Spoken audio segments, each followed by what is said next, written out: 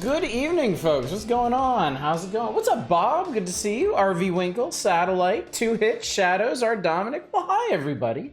Happy Friday. What a pleasure to see all of you there in chat. And you, Deep Thought, as well. Hope you're all doing well. I'm doing good. Doing good. Had a very solid Friday, I think. Started with me in the office, ended with pizza and liquor dinner, so who can complain about that, really? What's up, Fury? Sega! Save you for a rabbit hole of searching on nearly dead games being played on Twitch and their viewer accounts.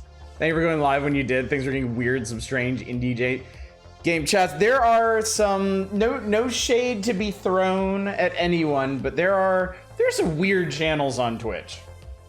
There are some weird big channels, there's some weird little channels, there's a lot of weird channels. I suppose some people probably think this channel's pretty weird, considering the stuff we do around here.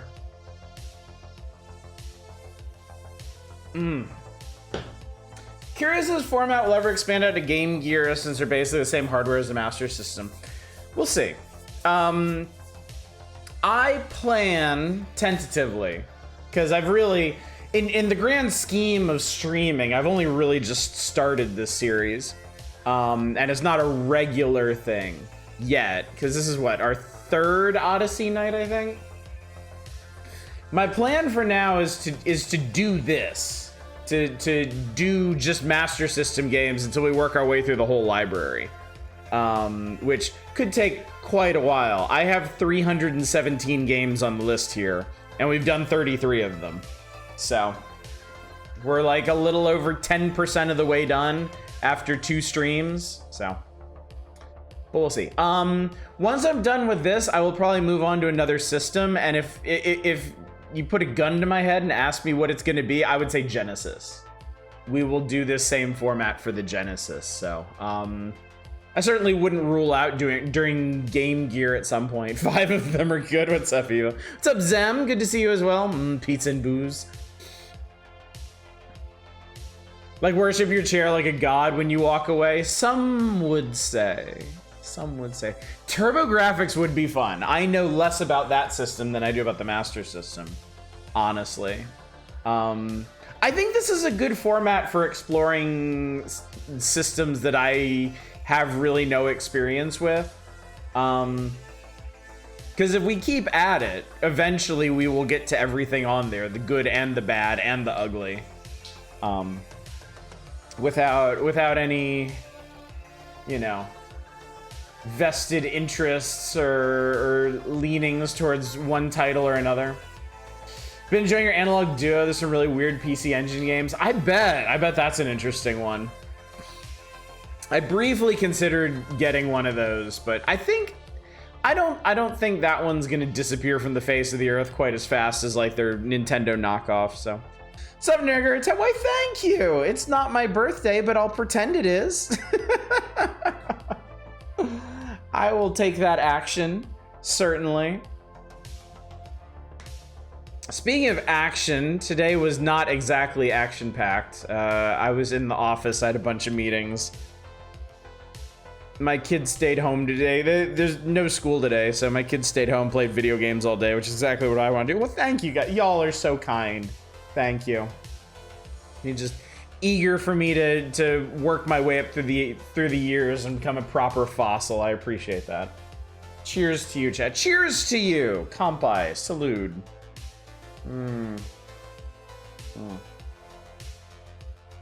I have been squeezing in more Stellaris wherever I can fit it. I'm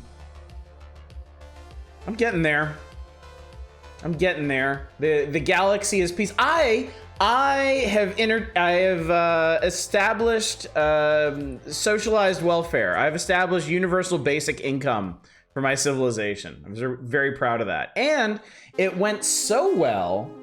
It went so well that when that particular policy shift comes off of cooldown, I'm going to shift to a fully utopian society. Farm out the Stellaris, playing to children seems like the 4X thing to do. No, it did not crash the economy. Well, okay, the other thing is I survived the kaleidoscope. I survived 20 years of a cosmic being draining a third of our economy, it was very thankful. I got a shit ton of bonuses while it was doing it. I got tons of research bonuses and Unity bonuses and stuff. And then when it was done, I got a wildly powerful artifact, like crazy powerful.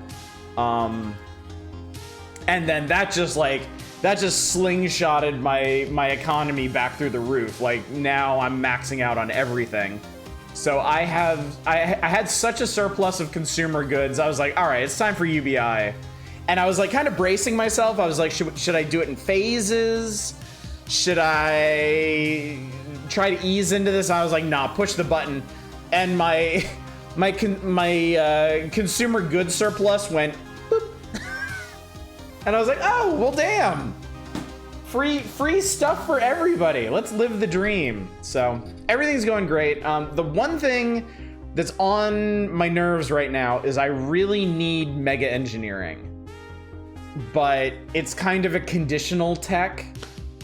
I think I can get it, and maybe I've just been unlucky with it rolling up or something. Maybe I just need to wait a while longer. But I've got another century to go through. I'm coming up on the end of the 24th century, and I'm gonna have to get through the 25th century, and I don't want to be bored. So I want to occupy myself building ring worlds and Dyson spheres and things. So, what's up, man? Good to see you. That's an interesting question. Been snowing a shitload where you live? It rained here randomly today. Not here, but at my office. There was like one dark cloud that blew in from the Pacific and rained on us for some reason. Kind of interested in the latest expansion they just announced. I'm very interested in it. I was looking at the other like pre-made empires you can play as. Duck dodged in your galaxies in the past 24. If he is, I haven't found him. He might be on the other side of the galaxy. Since I'm playing the nice guy humans, I've only conquered like a third of the galaxy. So there's a bunch of space that's like held by other folks, and it's fine. I get along with everybody. Everybody likes me. What's up, Arcane? Good to see you tonight. Glad you're here. Welcome in, welcome in. But yeah. Yeah, I was looking at the other pre-made empires, and I was thinking about stuff that I wanted to do. I definitely want to try Corporate Empire at some point, because they've been doing stuff in my game, and I'm not really sure what effect it's having, but they can have like holdings in other people's empires, and that seems really neat. So I'd like to learn how that works. I definitely want to do like a Necroid playthrough. There's like a zombie vampire species that like, they don't make their own new pops. They just eat other people's pops and turn them into zombies. I'd really like to see how that works. There is a really interesting toxoid species who were like eons ago, they encountered like a toxic god who like established like a knighthood or something and then disappeared. So the whole goal of your empire is to track down this toxic god somewhere in the galaxy. Sounds really fascinating to me. Go full piece of shit, Bill, go stables of neuros. We're still sort of on the newer side here. Have you ever done like Power Hour 64? No. N64 games are a bit of a sticking point right now because I have a bunch of physical N64 cartridges and I want an actual N64 to play them, but I don't have one. And I've kind of been dragging my feet on getting a used one. So I hope to get that rectified this year. And I know I'm not the only one hoping that, but yeah, right now, Power Hours stuff, I mean, we're still in 1993 as far as the magazine goes, but I'm not really set up to do anything past like Super Nintendo or, well, the handhelds I'm fine on. I can do anything up through GBA. Rectified. What's up, $10? Trying the Toxic God quest in your last game for getting distracted and not finishing. The quest lines and like archaeology and stuff is my favorite part of Stellaris, I think. Archaeology is super cool. I am so glad I have that expansion. But there's other stuff I want to do too. Oh, somebody mentioned the rogue servitors, the robot empire. That there's this one. This actually might make a really good empire to stream, because I feel like it'd be really, really interesting. But basically, there's an empire in Stellaris that's like, what if the ship from Wall-E won? It's like, in an alternate history, humans built robots to serve them and do everything for them, and they just kept like farming more stuff out to them until robots just took over civilization, with the directive to keep the humans fat and happy. And then in Stellaris, like, the robots got so advanced, they started expanding into space, where they were like, oh shit, there's an entire galaxy of people we can take care of, whether they want us to or not. So they're like an aggressive, invasive species of robots, but when they take over other empires, they like try to better them. They try to improve their lives. That could be really, really cool, I think. Sure, I'm mega late to the party. Have you ever played Shovel Knight? Brought the Mega Collection on stream. I'm in love. I think you dig it. Ah, I see what you did there, Bob. I played Shovel Knight back when it came out, and I played through the main game, and I really enjoyed it. I didn't stream it. I have streamed one night of the Shovel Knight treasure chest. Trying the additional, trying like Plague Knight and King Knight and the combat, the versus modes and stuff like that. But I've never streamed the entirety of Shovel Knight, which I think people would enjoy that. Do you like Phil Collins? I don't dislike Phil Collins. So sweet of him. What's up, Lay Retro Spiso? Keep forgetting the stream starts earlier for me. Good evening. Glad you made it. Glad you weren't thrown completely off kilter. Archthrone's Dark Souls 3 mod released their demo today. Really impressive full map overhauls and actually importing mechanics from Elden Ring. That's neat. Sounds like a big project. How long have they been working on that?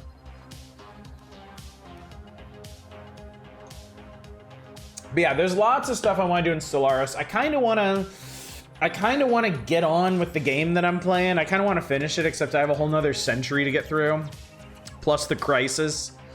So I don't know. I'm probably gonna play a lot of Stellaris this weekend and see how much of that I can power through. But yeah, I want to start another empire now. I want to start something now that I've played through. Now that I've played through like a full game as the boring humans, now I feel like I can really dig into the more like gimmicky empires and just go crazy. Been working on it for years. Do you have a letterbox? I do not have a letterbox, no. Curious about people's favorite top 4 films of all time? Huh. Top 4 films. I would have to think about that. I like movies, but I don't watch movies very regularly anymore. It's a very spotty thing for me, so it would take a while to like compare them in my mind. No, a new RE2 remake mod that makes the game have the old camera angle and working smooth tank controls. It has over 1,200 added camera angles. Good for them. Good for them.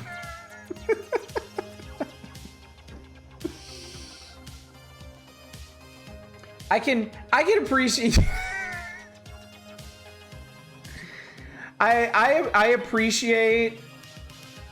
I appreciate a good demake, but I think there's right ways and wrong ways to approach it. Any news about No, I've moved on from that. Don't get hung up on Aconcagua. I don't think I'm going back to that. Former film student in me is like film snob mode activated. Ari has fallen in love with the project. Well, good for them. I'm sure it's very cute. It's to them. That's fine. I don't know why you'd want to regress a game that evolved past its roots, but whatever. if it excites people, good for them. Yeah, the more time that passes between me playing Aconcagua and the present, like the charm of it kind of gives way to like the frustrations, the fiddly controls, and the really not very great puzzles and stuff. So I'm not really very interested in going back to it, honestly. A shame if you were really into it, but also the more time that passes since I streamed the first night of it, it'll be harder to get people to come back for a second night, so. I just like fixed camera angles for survival horror, so it seems neat. I'm honestly really glad we moved past those.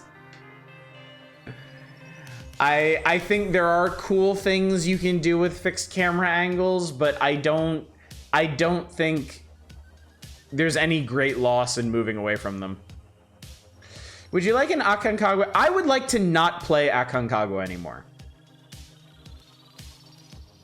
I'm just gonna put that out there. For me, for me, maybe have been Godfather, The Man from Earth, Moon, and That Thing You Do.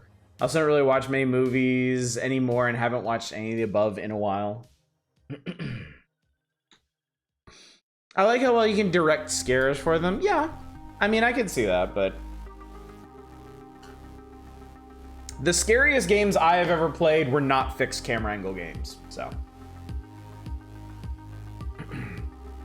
Playing Castlevania Lords of Shadows recently, and yeah, I hate fixed camera angles. Yeah, I feel like fixed camera angles cause more problems than they solve, personally. So, and while you can do neat things with them, I don't think there's anything particularly unique about it, honestly.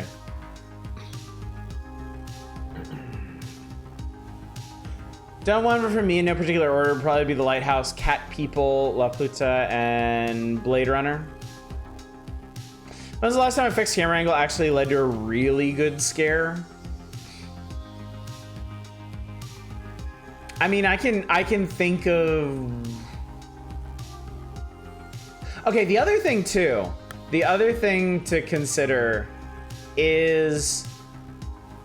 Yeah, was it a good scare solely because of the fixed camera angle? Because the first thing that pops into my mind is the locker in the school in the original Silent Hill. But upon like further consideration, that's not really dependent on the fixed camera angle at all. It's really more of a timing thing.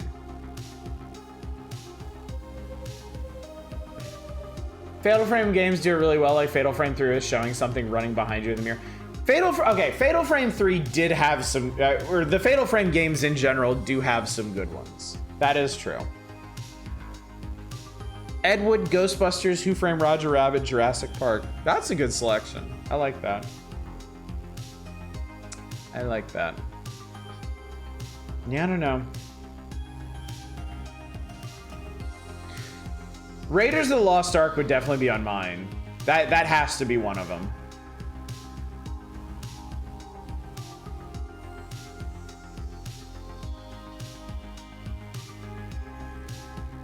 Yeah, once I start thinking about it, I start thinking about different kinds of movies too.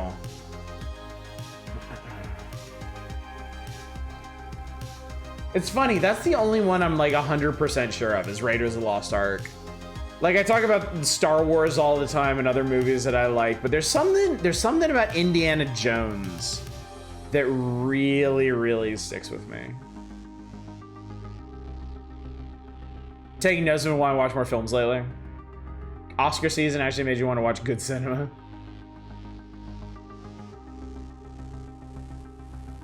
Yeah, Fatal Frame used like dynamic fixed angles. That is true too.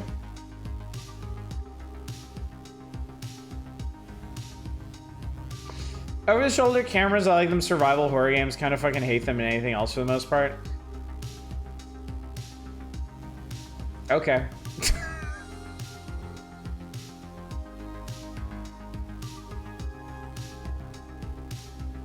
I like over-the-shoulder third-person games quite a bit. I don't think there's anything wrong with them, and I think you get I think it's a like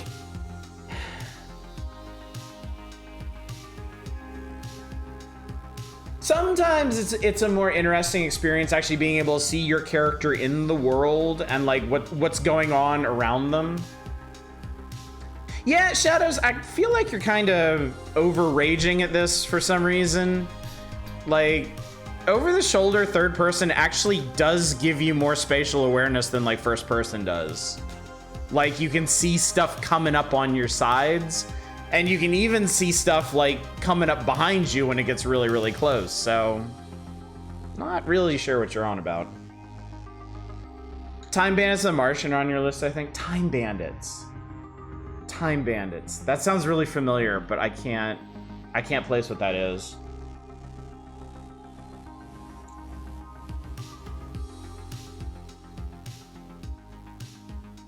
Evil Dead, a fistful of boomstick was over the shoulder, a full 360 lock and on, and it rocked.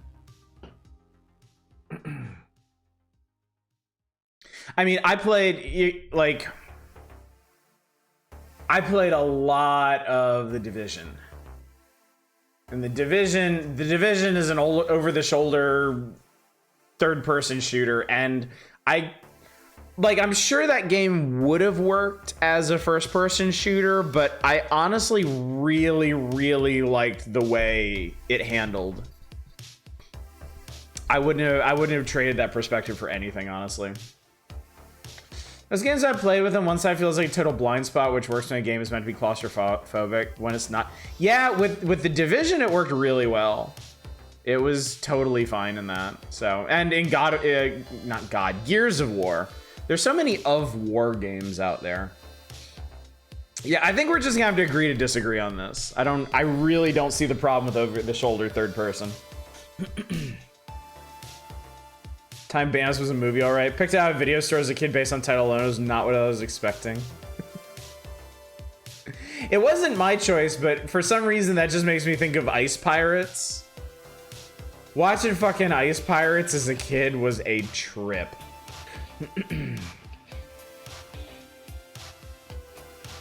Adventures of Baron Munchausen. I've never seen that. I've never seen that one. Recommend Time Bandits as an experience at least once as well. Oh God, Starship Troopers was yours? Jesus, yeah. I mean, Starship Troopers is a trip no matter what perspective you come at it from. Like as a kid, as an adult, like all walks of life. Starship Troopers hits pretty hard. Curious if they even much fully first-person cover shooters. Close I can think of as Deus Ex reboots. It shifts to third. Yeah, it's because when you're taking cover, like if you're taking cover in first person, like 75% of your view is going to be a wall. Like third person helps immensely with like cover-based shooters because you can actually see the things around you when you're in cover. It's really useful for that.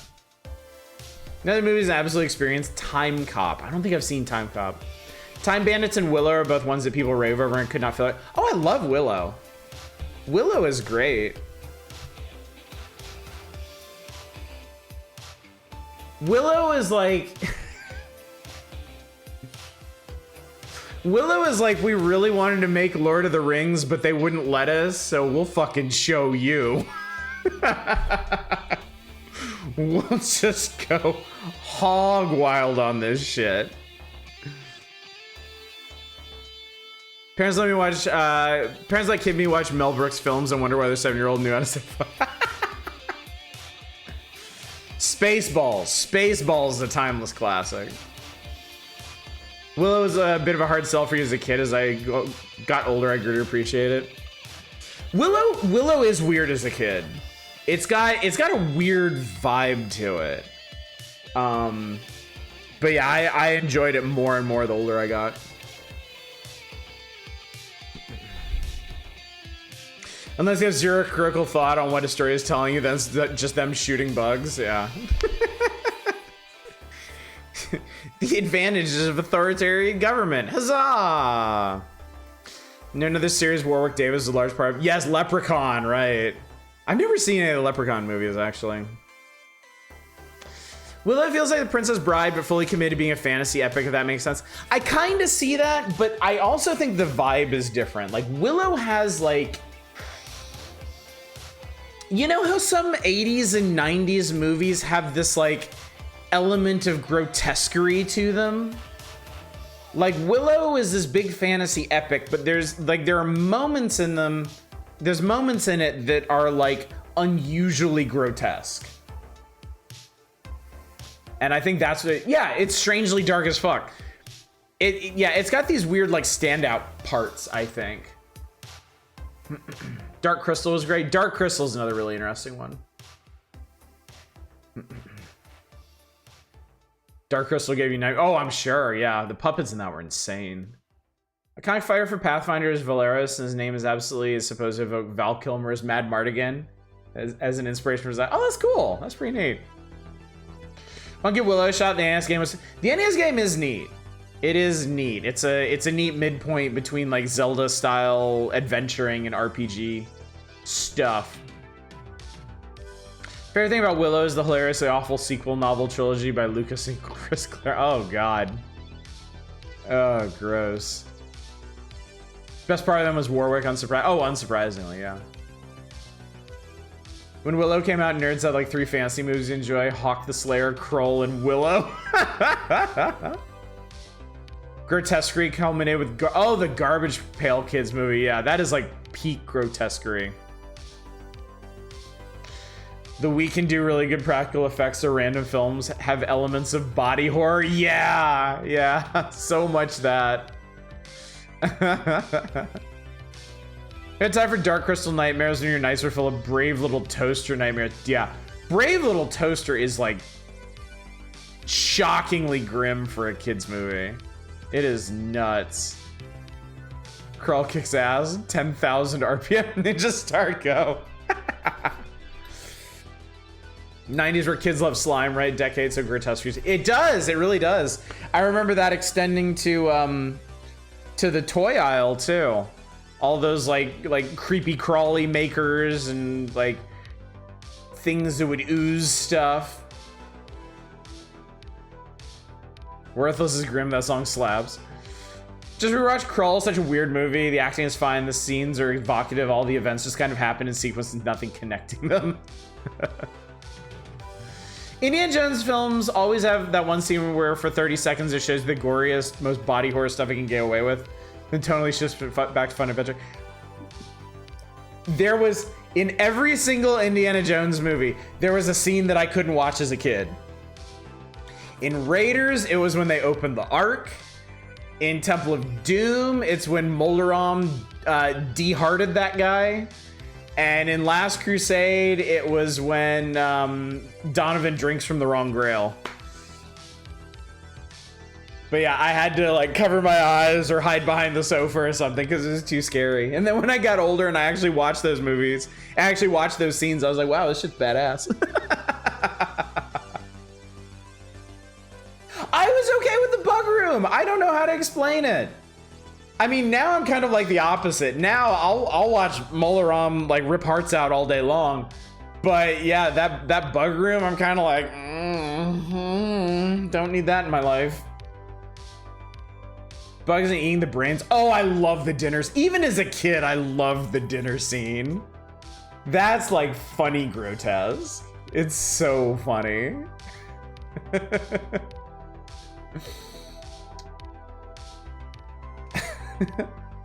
Arc scene, no way. The guy getting jibbed by the propeller. Because they don't show it. It's all implied. Big.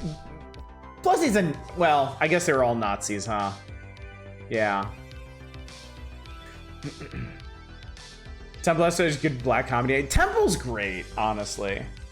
Like I know, well, Temple probably benefited a lot from Crystal Skull coming out. But even before that, it had this kind of negative reputation. And the older I got, the less I understood it. Like, Temple is a really good movie. Isn't there? Oh God, yeah, there's a splatter. Like, I still remember the scene. That guy's standing there and he's ready to box and you see the propeller coming up behind him. Indy ducks. The camera flips to behind the propeller. Bald guy turns around, is like, oh! And then, like, it cuts to... It cuts to Marion in the cockpit, and like just goopy blood just like blasts all over it. Yeah, Marion's in the plane, yeah. So yeah, it is, you know, very strong implication there. Like that guy absolutely got blendered by that thing. But yeah. Crystal Skull isn't terrible, but like it's not great. It's one of those movies where like there's enough bad ideas in it that it's just kind of uncomfortable to watch. Like, Shia LaBeouf in it is not great. William Hurt's character in it is not great. What's her face as the Russian bad guy is not great. Middling in its best moments. Yeah, it was like the nicest thing I'll say about Crystal Skull is it was entertaining. Like it was a fun movie, but it just didn't feel right. It felt at that point like it was trying too hard. Whereas the old Indiana Jones, the original Indiana Jones trilogy, didn't really feel like it was trying to accomplish what it was doing. It was just this fun pulp adventure.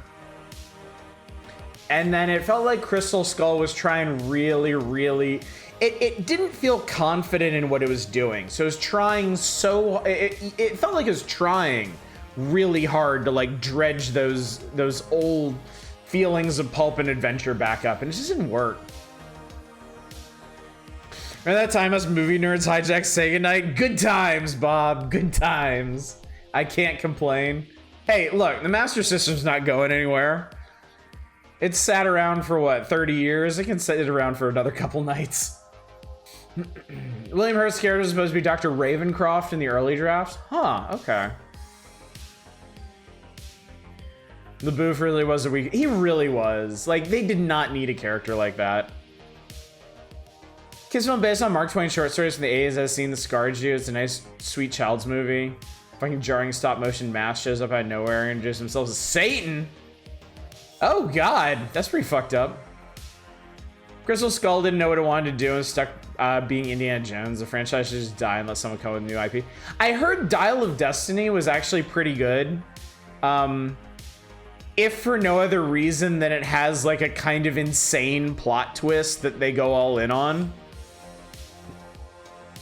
Like, I wasn't really interested in Dial of Destiny, and then I heard about what happens at the end, and I was like, okay, I actually kind of want to watch this now. I love they killed Shia's character off screen in the new movie. Okay, now I definitely want to see the new one.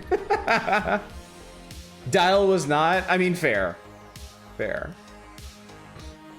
I just really want to see how they play that plot twist. Twain wrote The Mysterious Stranger, so Satan showing up makes some sense, but man, it's fucked up.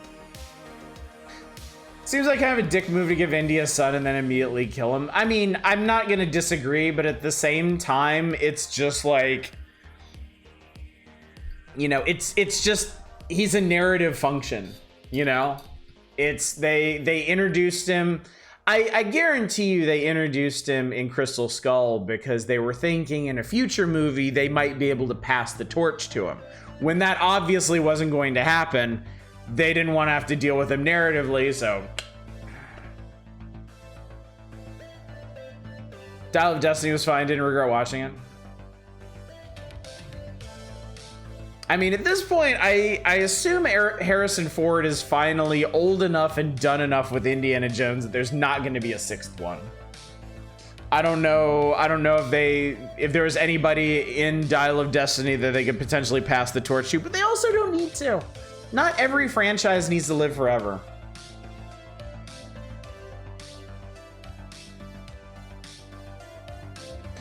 They knew it wasn't going to happen before they finished principal photography. They have Indy taking his hat back in the movie. That's right, they do. That's right, they do. I forgot about that. Did you ever watch Return? I never seen Return to Oz. I've seen little clips from it. It's definitely interesting. CG and Harrison Ford. Some body double to mime the part and CG Ford over it. I could totally see them doing that, actually. It's the year of our Lord 2024. We don't allow stories to end. Well, unless Netflix has them. If you want something to end as abruptly and jarringly as possible, give it to Netflix.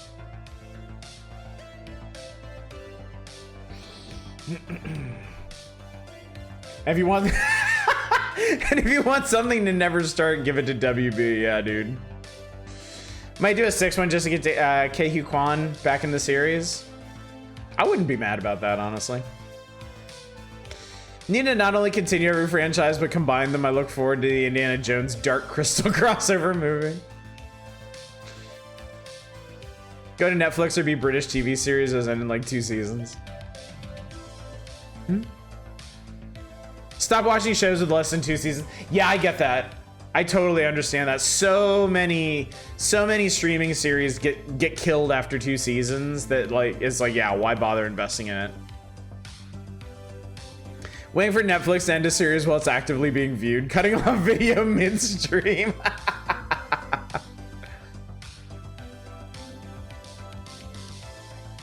True, the actor for Dara's sequel trilogy's actor said I didn't kill Han Solo. What? Are you talking about Adam Driver? No. No, definitely not. That reminds me, I started Small Saga today. Seems really promising so far. Did you hear about City Hunter getting a new jet? Yeah, I'd known about that. Because my wife is a big City Hunter fan. So she has kept me appraised of all things City Hunter. She and I watched the entire animated series. And really enjoyed it. I will give the same caveat on City Hunter that I always do every time it comes up. City Hunter is from the period. Well, I mean, I can't even necessarily say we're out of it, but like, you know, it's a 70s, 80s anime, like sexual harassment is used as a punchline very frequently. So you kind of just gotta, yeah, being a sex pest is fun, basically. You gotta be okay with that. If you can look past that, it is a really fun series.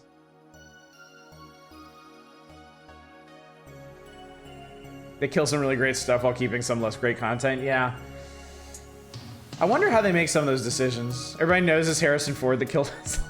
All you need to do is listen to Harrison Ford talk about his roles as Han Solo, and like that, I'm not sure that man has ever been so done with something as he has been with Han Solo, but they just keep offering him money. And if there's one thing Harrison Ford loves, it's money.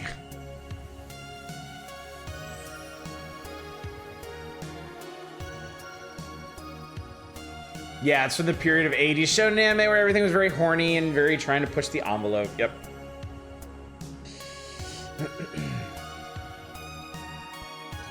I've been watching Space Event. Oh, Cobra. Yeah. Yeah, Cobra was a lot of that too.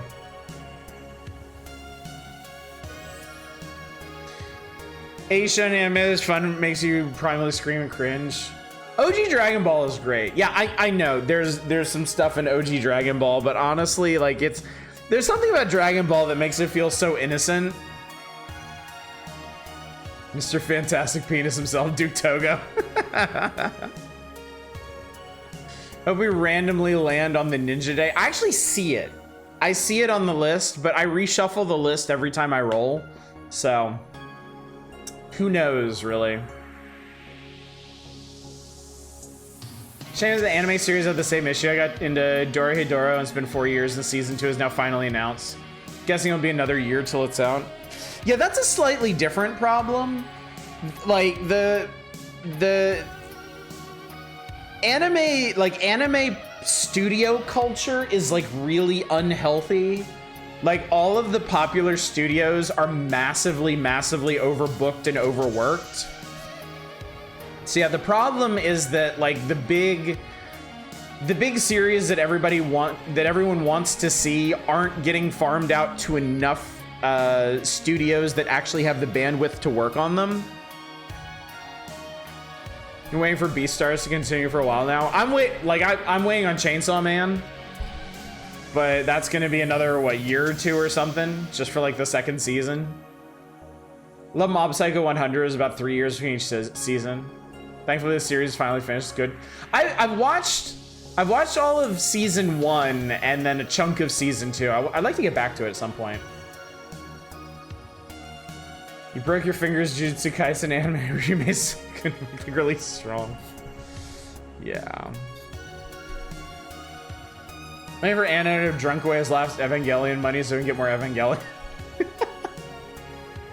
It's a well he can always return to. There's always something more to say about the Evangelion fan base.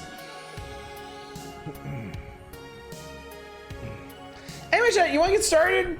You want to do this thing? We're talking about doing Master System games tonight. I guess we.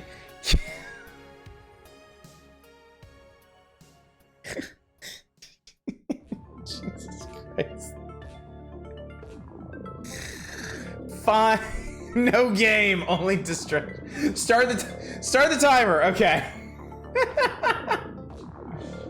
All right, that's what your keep going gets. You get 10 more minutes of chatting. How about that?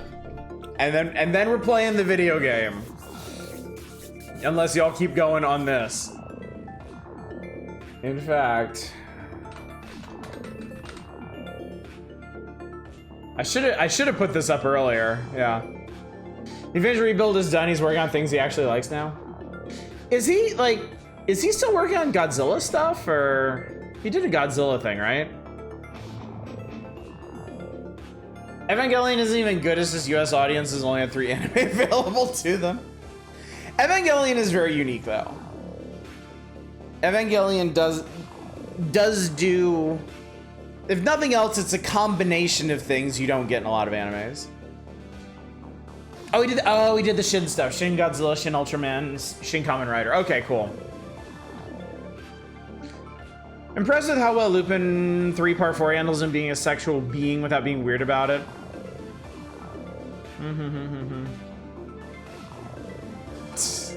That's pretty funny. That sounds really Looney Tunesy. Evangelion is partly his Ultraman fan fiction, honestly. Well, he certainly made it work, didn't he? He certainly did make it work. We actually haven't watched any anime for a while. We're waiting. We caught up on One Piece, and then we finished, like, Wano ended, and I think it was such an undertaking that my wife decided she didn't want to pick it back up until each like story arc was done. So when they finish Egghead in the anime, we'll probably go back and start watching it again. Oh, I've been reading it. Yeah, I didn't want to take a break, so I've been reading it instead, and yeah, it's fuck it. They're gonna lose their minds when they see it. I haven't read that one yet. No. Lupin's always been, yeah, Lupin being a bit cartoony really helps that character. Takes a lot of the potential skis out of it. Evangelion is definitely not the first psychologically driven mecha anime. The first one, the character is going through shit and not interested in mecha war. It frames it in a fairly fresh way. It does, yes. Like I was saying, it's unique. It's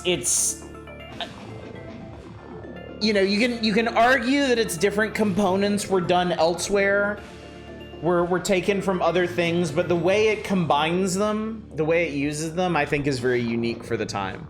And I think that's why it has such lasting appeal. It's this really interesting combination of like really crunchy giant mecha stuff. Like really technical. Like the Evas are insanely powerful, but also have all these like restrictions, like their power cables and stuff. And also the very bizarre philosophy that's shot through it. Yeah, this is essentially the essence of originality, right? Take a bunch of existing things and remix them in a new way. Getting the kaiju Shinji.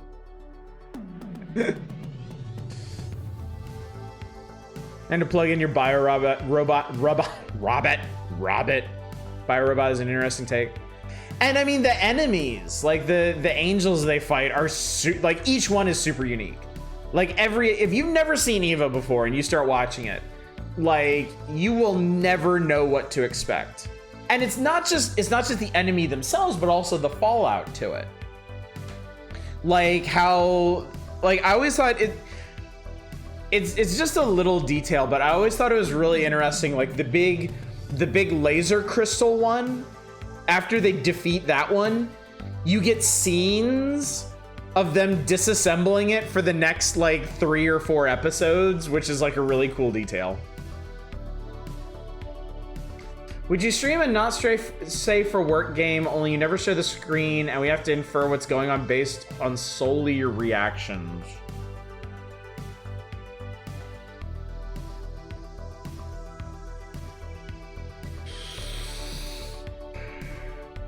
I would have to see somebody else do that. I'm not convinced that would be an entertaining stream.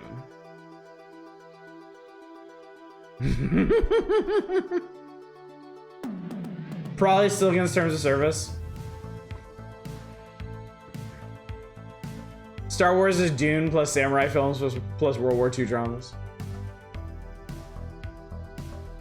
I do like scenes where they have to justify destroying half the city during the latest shit show. I haven't seen any Digimon, no. I don't know anything about Digimon, really. Arcade really angling for it, yeah. We know what this is about. We know what this is really about. At one point I was telling a friend that it'd be nice to see an Eldritch Cosmic Horror Mecha show until I realized, oh, we already have that, it's Eva. There's actually like, I think a fair number of those really, where the enemies are just some bizarre, unknowable life form. I mean, that's basically what Knights of Sidonia was. And unfortunately that one started sucking really hard after the first season. And also doesn't get a proper conclusion, so I'm not recommending it. Show us the gobnobs. Tekka Man was similar. Takes old kids get cute mons, they fight for him, that plays it more as a character-driven drama action, acknowledges how messed up a lot of the aspects of it would be. That's interesting. I mean, that kind of take also seems inevitable too. You know, if you, if you're. If the thing that blows up is basically like a kid-friendly take on cockfighting, somebody's eventually going to circle it back to that. Are we in agreement that Neon Genesis Evangelion did not get a fitting ending either?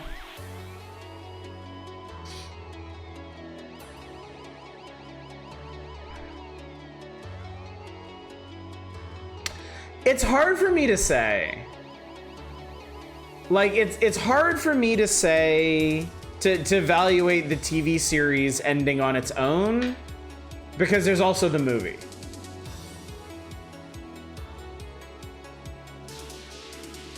Eva got like 9 endings, they'll keep getting endings long after Wakan. Isn't that essentially what the rebuilds are about? How Eva just never actually ends?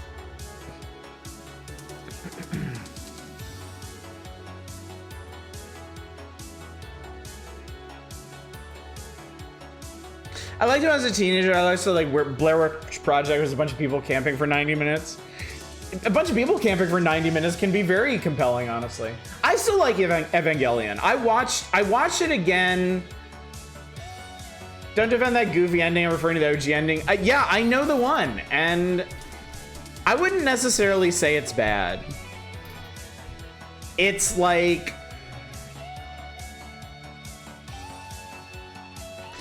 all of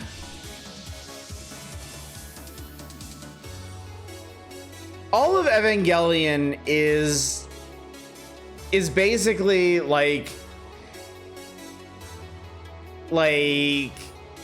philosophy and transhumanism tied up in giant mecha, right?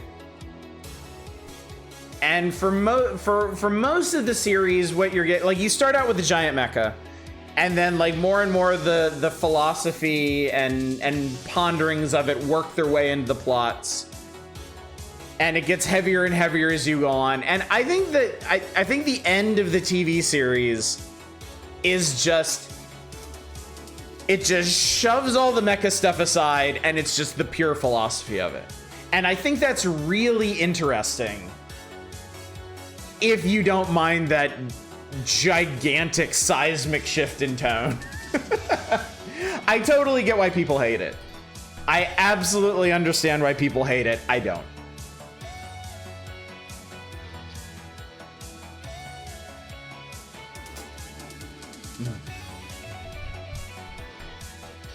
We count the Super Robot War games. It's in EVA.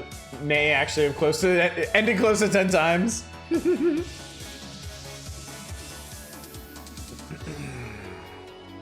Digimon asks stuff like, what happens if the monster the child protects are dependent on for survival or mentally happens to die? Oh, okay. If I want giant mech specific RAM, I mean, if you want to go hard on giant mechs, Gundam. It's not like there aren't decades of Gundam, hundreds of episodes of Gundam, dozens of series of Gundam. It is enough giant mechs for a lifetime. Just hate how every series treats Kaworu. Alpha 3 has its own unique ending. L has his ending for it because Rebuild wasn't finished. During its debut, the series wasn't actually done. Fun fact, never seen any Gundam. Watch you some Gundam, sir. If you're a fan of giant robots, I think you'll enjoy it. Oh yeah, it's game time. How about that? How's about that, chat? It's Vigigame time. So be it. Sega Chatster system. I mean, we did good. We only killed an hour tonight. All right, anyway, let's do, okay. Sure. Oh my God, my family's still up.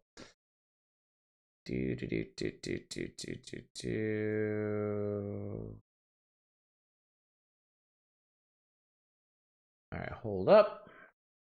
We got to restart that.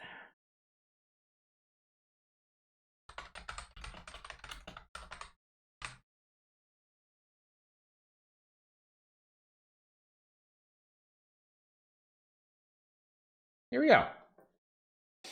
You may get to see a game before I go to bed at this rate now. We're doing Disney. We're starting with Disney. Huey, Dewey, Louie, I have a special present for each of you. Hang on. I have to push the start button. I forgot to push the start button.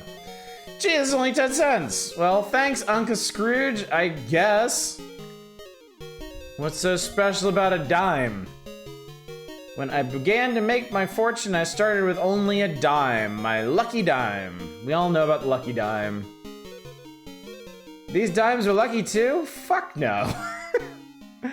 You see, the kind of luck your dime brings you will depend on how hard you work. See, it's not actually a lucky dime. There's actually, if I remember correctly, there's a, oh fuck.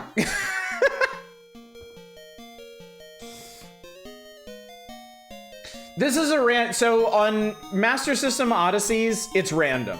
I pick a game randomly from the library of the Master System, and we play it for 10 minutes unless people request to extend it. Scrooge a drug runner. How else can you make a fortune like that? He's probably a hedge fund manager or something. I saw a dime and a massive loan for my wealthy uncle. See, I did all by myself. Pull myself up by my bootstraps. No, but I think there's either an issue of the Uncle Scrooge comic or an episode of DuckTales or something where, like, I think it's the comic where Magic and Dispel finally gets a hold of Scrooge's lucky dime and it doesn't fucking do anything. And she's losing her mind. She's like, I worked so hard to get this. Like, why doesn't it work? And Scrooge is like, well, that should be fucking obvious. Like, my lucky dime is lucky for me because I earned it. You didn't earn it, so it won't do anything for you.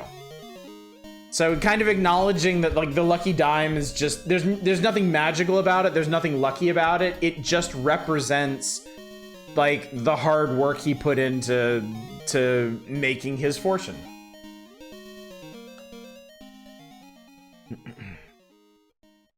Arguably, we should put in some work to earn that lucky dime. True, but I mean that would have kind of like defeated the whole message. So I'm gonna give him a pass on that. Well, this is cute. And really well animated. No moon theme, 0 out of 10. Oh, Jesus Christ. Donald got obliterated. DuckTales is a fantasy land where it's possible to make a giga fortune via labor alone. Yeah. I've always wanted to get, I think it's out of print, but I've always wanted to get The Life and Times of Scrooge McDuck. Which is basically a comic book retelling, or I guess telling, because they don't really do it in any of the animated series, of how Scrooge made his fortune. We're a game with Donald and Scrooge in the same game. That's true, yeah. Usually it's just one or the other.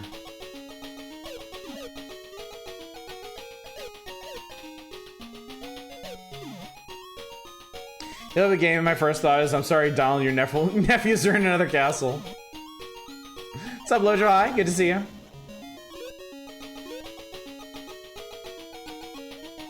Wait, what the hell was Donald doing there? Whoa, why didn't I have my hammer? What the shit?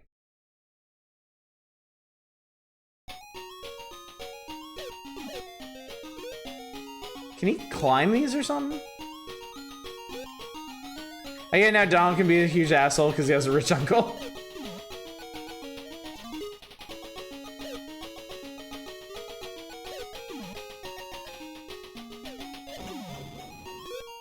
Man, I miss the old Disney comics. I would love to collect the Uncle Scrooge and Donald Duck comics. I really enjoy.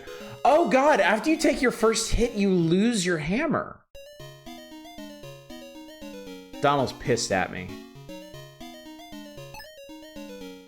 Donald would be a huge asshole because of PTSD. Let's save one of these other assholes. So if Flabbergasted Who Framed Roger Rabbit was able to pull off a Donald Daffy scene and do it well. I mean, that movie, like, look, that movie is straight legendary. That movie is so good. Do I have to... Shit. Oh, fuck. Okay.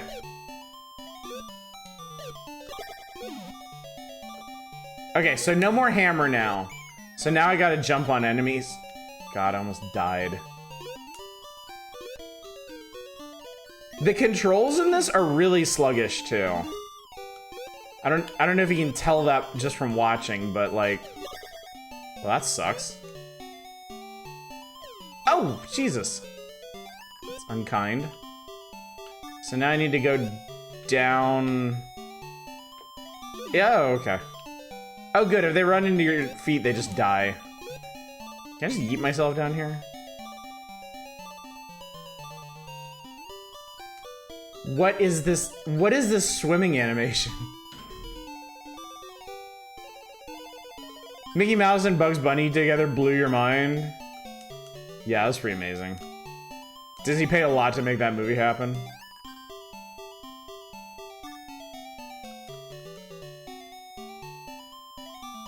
Whoa, what the hell? Donald losing his damn mind up in here. What did Duck know about swimming anyway? Ah, shit. This is meant to be an 8-bit counterpart to Quackshot? Wasn't... Wait, when did this come out? Because Quackshot was... Oh, no, wait. Okay. Sorry, I was thinking in terms of Super Nintendo, but Quackshot was Genesis, right?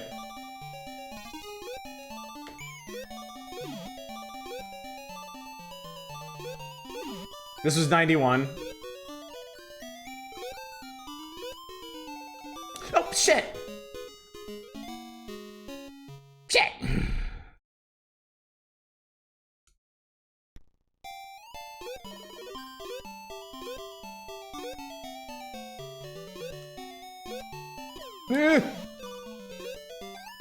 No, Donald. Whoa, what is that? Oh god, oh! Okay, that was a new something, but I lost it. That owned by a bird. Oh god. Imagine a duck who not only should be able to swim because, you know, duck also served in the Navy. You know, the water military. Water military. Y'all hang on one sec.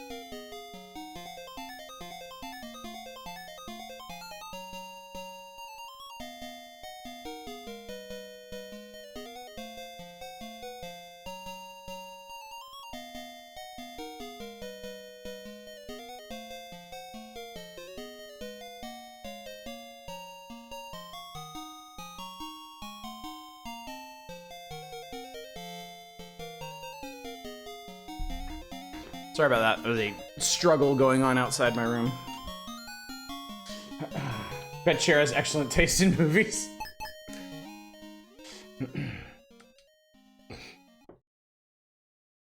Cher, what are your favorite films of all time? Is that a... What is that?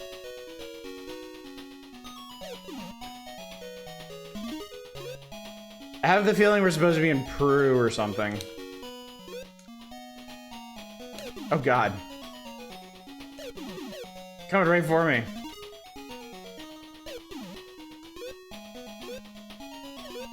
Ah! The stomping on things in this is really... Okay, now I have like a frisbee.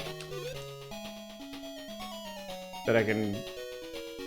Oh, what the hell? Oh god. Oh, god. Man.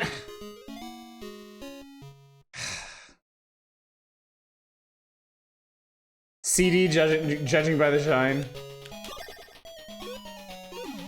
Yeah, okay. The real problem here is that these controls are not good. Died just in time, turns off. I'm gonna give it an extra... Man, that sucks. I'm gonna give it an extra minute since I was away for like a minute.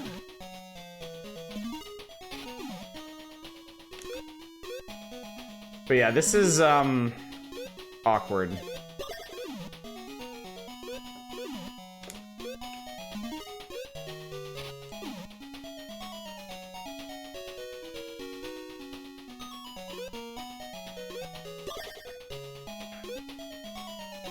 So they either swoop in low or they go up over you.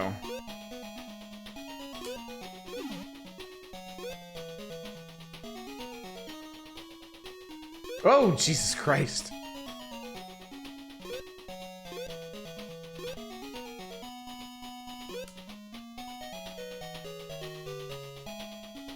It's an interesting effect. Genesis level game has got moderately high production values at least. What is...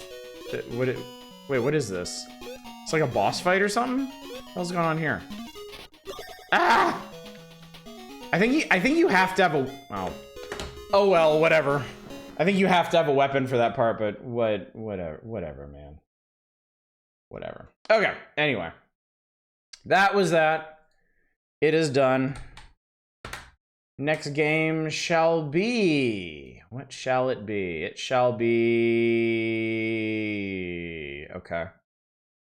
Okay. It's Japanese. Very Japanese.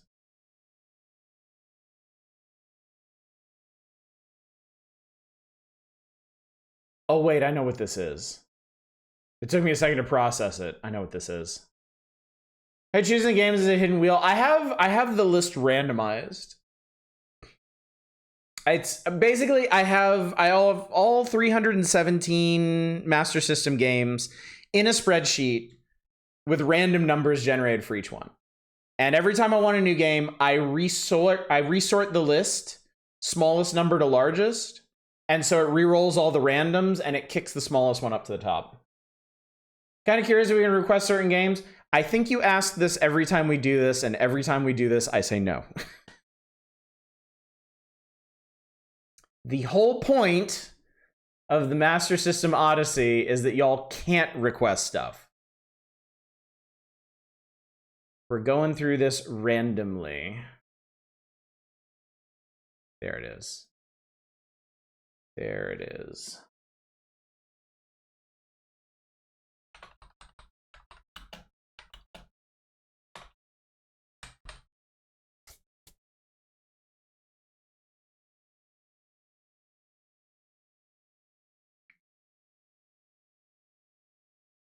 All right, anyway. You use public eyes and ply with booze, especially if you do that. Especially if you do that.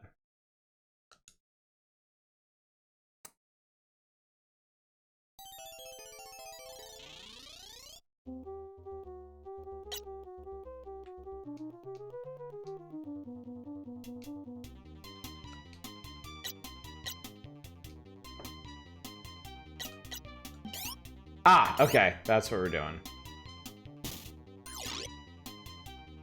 Make block, unmake block.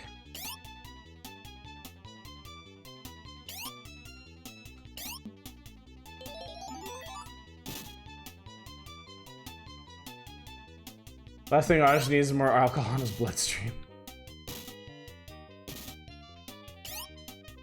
Fire and Ice is equal to this? Yeah. Yeah, you can kind of tell by how they play.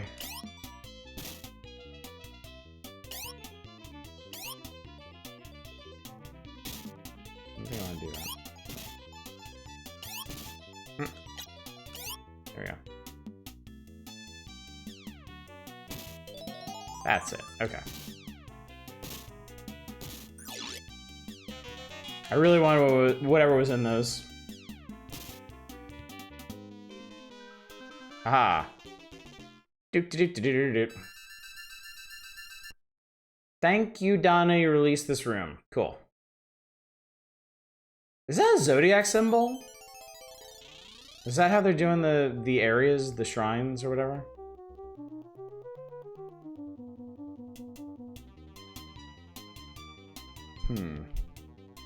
What happens if I do this?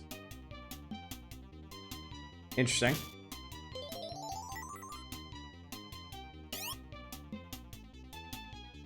Get up there. Get up there. Legit didn't know this came to Master System? It looks good too, honestly. Oh, that's just okay, that's just a thing. It's fine. Aha! Looks like Tara, sorta, yeah. Life depleting by the millisecond, certainly anxiety inducing. Got for the Rey Mysterio heads. So what's that? Okay. Shoots things.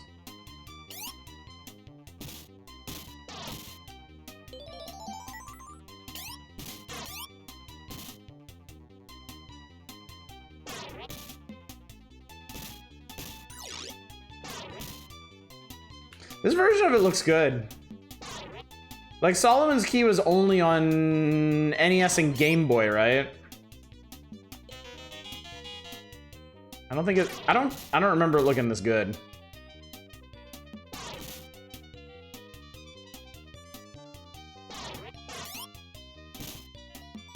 Forgot Project Warlock is a BFG that you only get in the last world.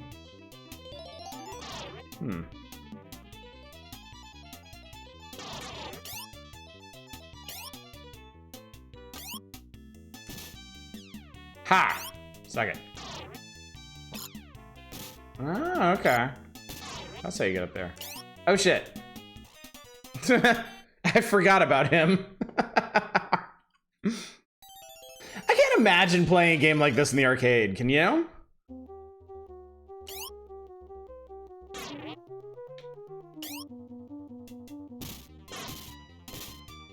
Brittle bone disease dragon, he was last of the class of his kind.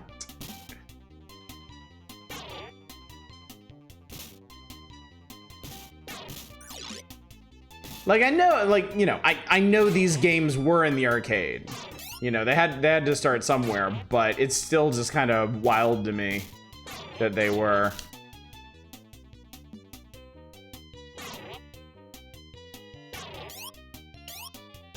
There we go.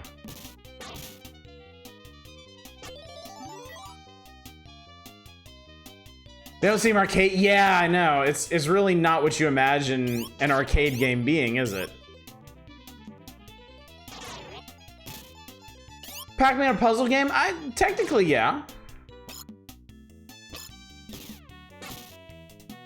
I would say so. I don't know what else you would call it.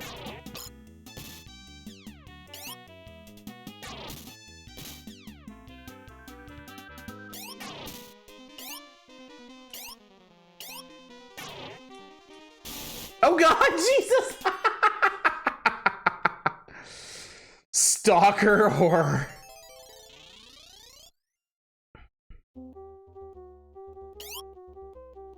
One thing that has always bothered me in indie gaming is there have been several attempts at doing like a horror version of Pac-Man, which by all accounts should work really well. And I feel like nobody has been able to pull it off.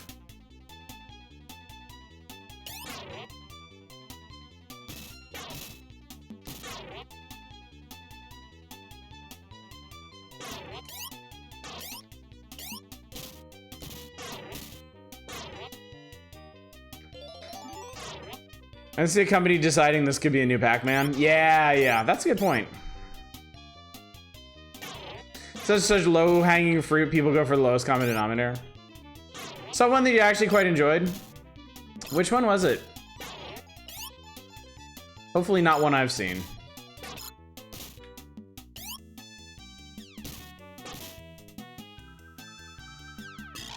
Ah, okay, that's... Oh, okay. Cool. I didn't realize this was gonna trace around.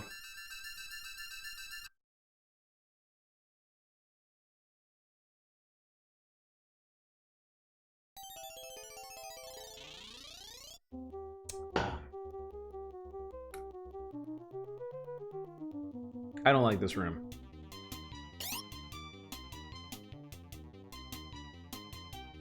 What's up, Blue's Ass? How much longer are you going? Oh, like at least 2 more hours. We will be here for some time. Is that an item up there? Is that just... It is! Oh, neat. It's an item. Cool. An item.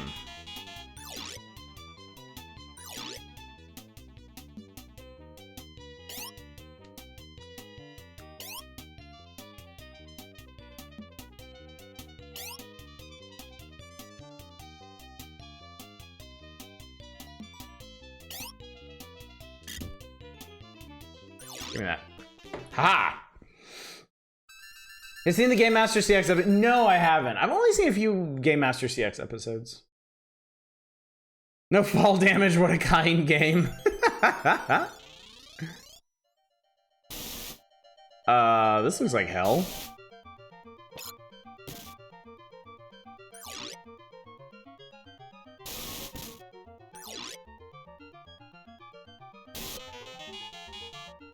Dude.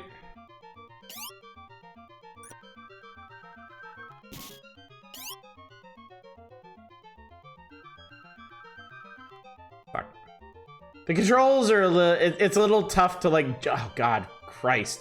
A little hard to jump in a direction in this. I guess you're not supposed to, really. That guy was coming right for me.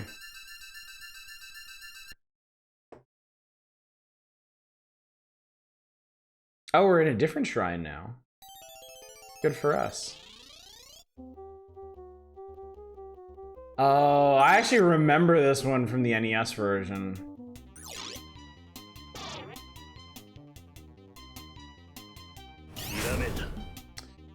Meteors on a collision course. Oh my god! What's up, Blue Zesters? How y'all doing tonight?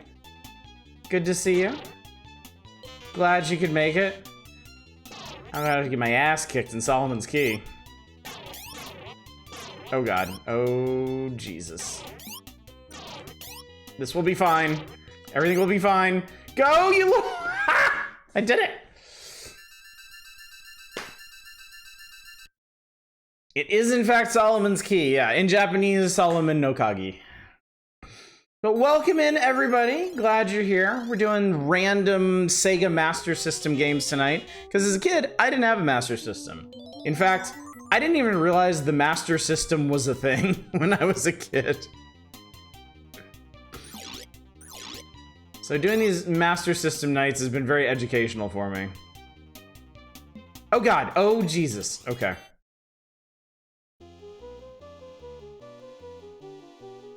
Well, I died at the right time, at least.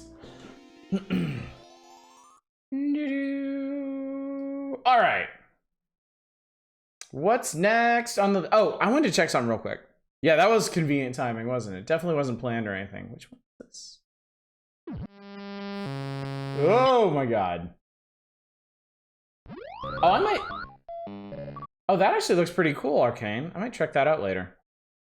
Raiders, if you're just coming, Arcane, you wanna link that again? Actually, we were talking about horror themed Pac-Man games, and I was lamenting the fact that I've never played a good one, and Arcane said that they had, and linked a video of a pretty cool looking one.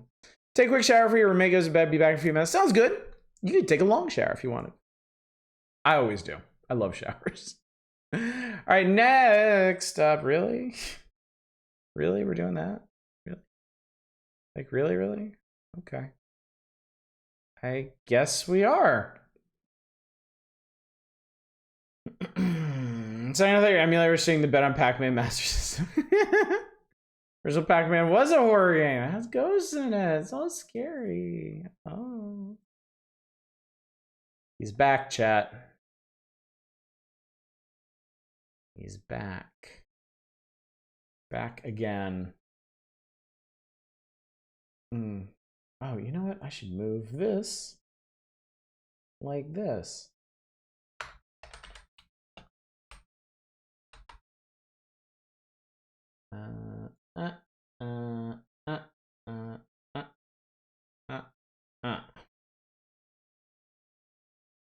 If I could just spend like 2 or 3 hours under a hot shower, you'd love it. Yeah.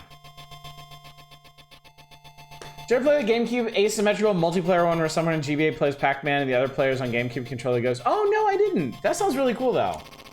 That sounds really cool. Route select? Route select, you say? All right, well, give me Route 1. I'm so tiny. I am the tiniest Batman ever. I am micro Batman.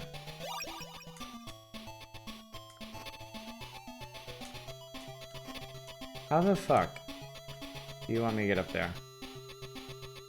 Choices matter game on the Master System? Okay. Okay. Cool. So you can grapple up here and then try to jump over here, but not actually do it. Batman Returns, that beloved Danny DeVito vehicle. This was a weird ass movie. Like, Tim Burton's Batman was a weird movie. This one was double plus weird.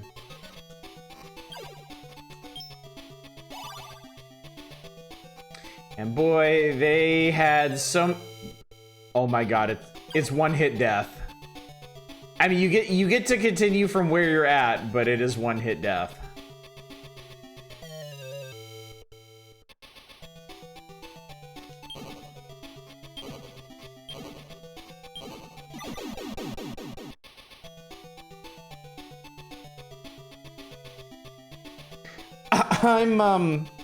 I'm gonna have an inherent problem with a Batman game where if he walks into a parked car, he dies.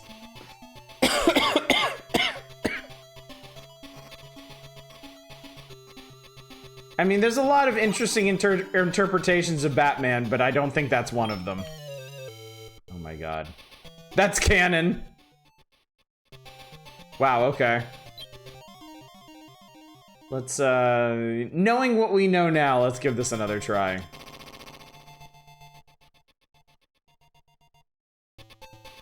Actually, let's try Route 2. Why does the scale kind of make me think Batman is 2 feet tall? He's tiny! He's more like small man. Small bean Batman. Are they gonna want me to like... Oh, Christ.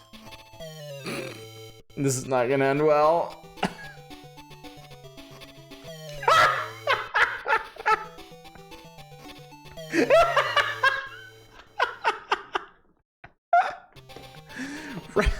Route 1 it is. Route 1 it shall be. This is literally a kid playing his Batman toy in his dad's model city.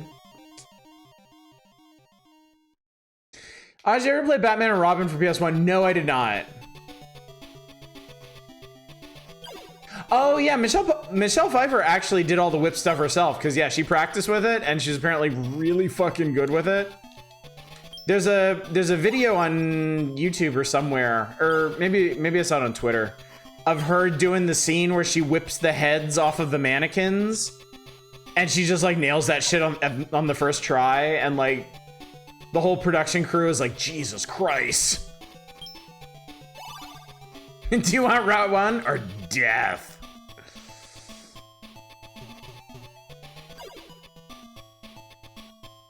This is such a great take on Catwoman. Okay. Don't walk into the parked bus. Explode it with your boomerang first.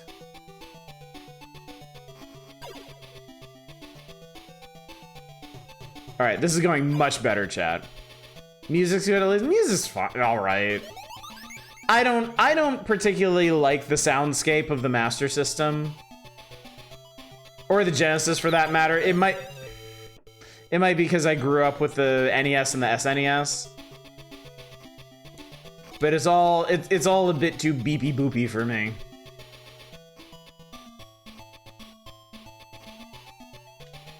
It honestly sounds like a Game Boy game. Now that I'm thinking about it.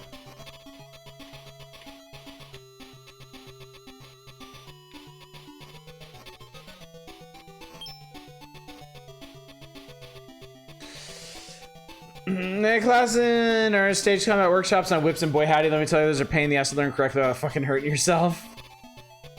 I bet.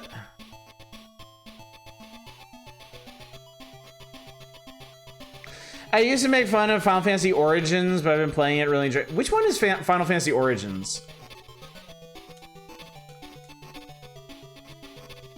Oh, this actually isn't that hard at all. You don't even need to press a direction. He just does it. The Souls Born by T. Oh, Stranger of Paradise?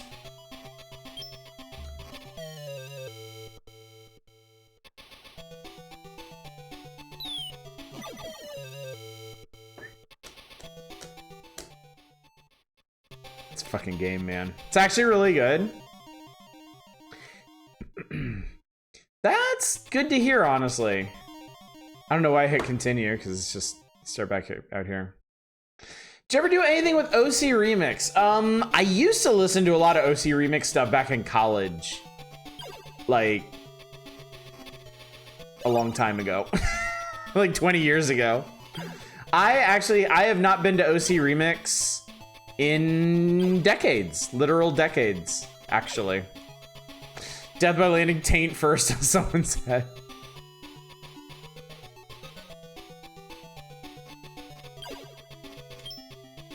I have Japanese voice acting on and it improves it a lot. Oh shit.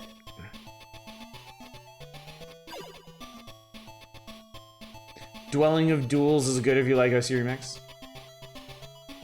I really forgot that Christopher Walken was one of the villains in this movie. I mean, he is arguably the villain of the movie.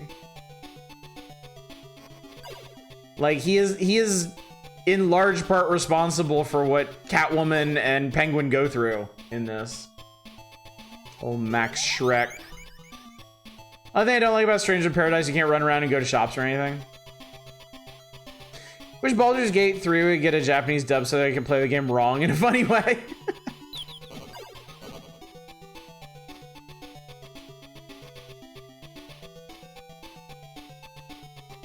Eh.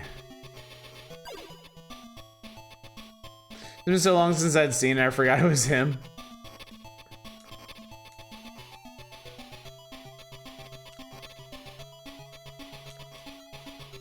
So how the fuck are you supposed to get up there? Like, I don't think, yeah. Ah, shit! That's, okay, that's what I'm screwing up, okay. Please don't remind me of annoying weeb phase where I unironically modded in the Japanese voices. Oh my god, dude. Oh my god.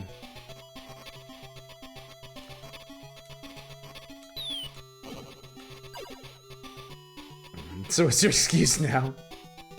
Okay, don't just yeet yourself off of here. Also, how does this glide work? Like, he has a glide, and I don't know how to trigger. Oh, there it is. There it is. So majestic. Oh, right, that guy explodes. I already forgot it explodes. But you can't unlock Summoner in Final Fantasy Origins until after you do the Bahamut trial. Ah, Jesus Christ, lady. There we go. Oh, it's a New Game Plus thing? Oof. Oof. Guy with gun loses to guy with boomerang. That's DC Comics for you.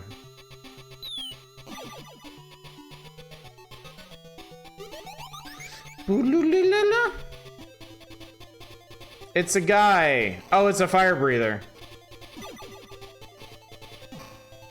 Holy, what the shit, dude? How'd you even do that? How did that even hit me?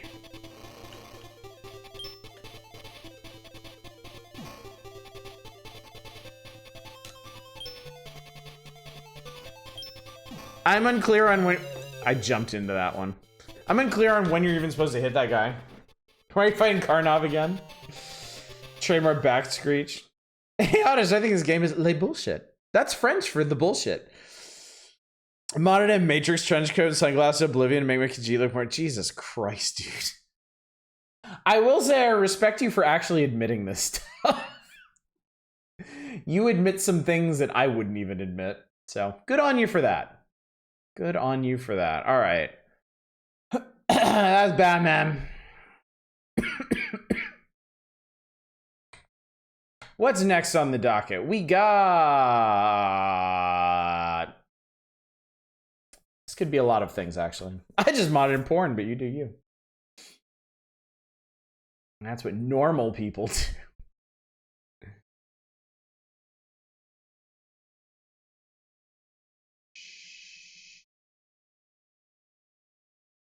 I'm a little... Excuse me. Shadow's Defense, I did mod Yukata and Samurai Armor into Skyrim. They were role-playing an isekai Japanese man.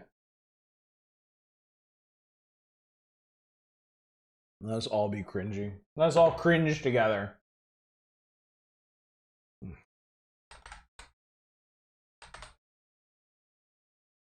I think I know what this is going to be, but let's find out together, shall we?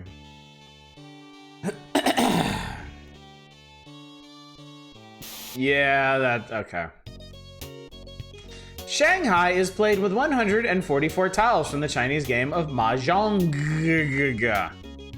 At the start of the game, the tiles are shuffled and laid out in the dragon formation. The object of the game is to remove all of the tiles. They must be removed 2 at a time in matching pairs from among the free tiles. Win! A tile is free if there's nothing on top of it and if it can slide left or right. 2 tiles match if they are identical. How does this game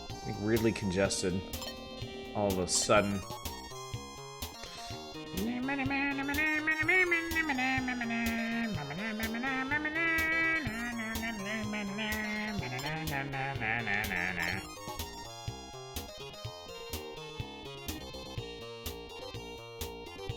Is that this?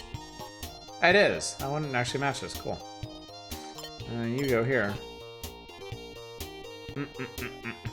I fully regret adding 5 minutes of this. You didn't even do it, did you? You regret somebody else doing it?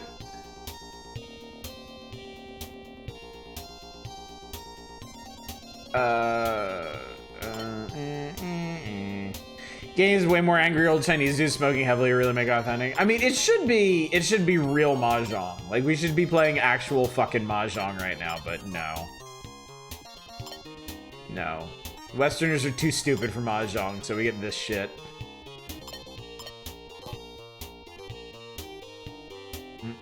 Sure, whatever you say, Oddish. Whatever helps you sleep at night, right?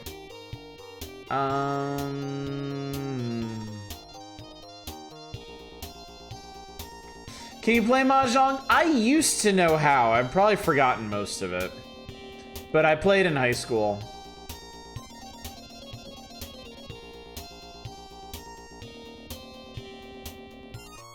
It's like I played a shitload of spades when I was in high school. My classmates in statistics class loved playing spades. And they taught me, and we played like every day for like a whole year. And I got really good at it, and now I don't remember a fucking thing about it. What is spades? It's like hearts. It's similar to hearts. You bet on hands. You bet on like whether or not you can take them. Welcome back, Blue Zest. Had a game like this on Game Boy. Dude, these games were on every fucking thing. There were so many of these. Play Rishi in games because fuck the bookkeeping.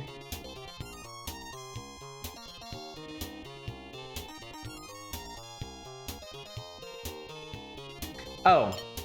I can actually match the flowers now. And that gives me this.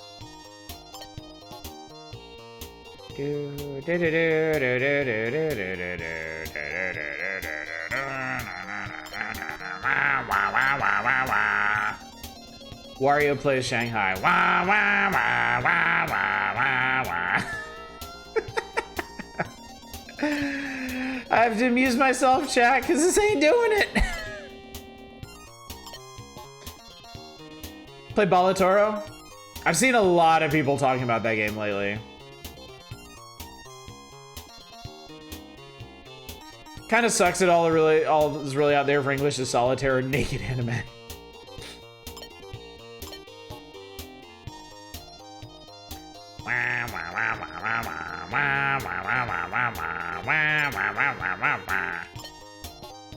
Never played Wario Land game. I should at some point.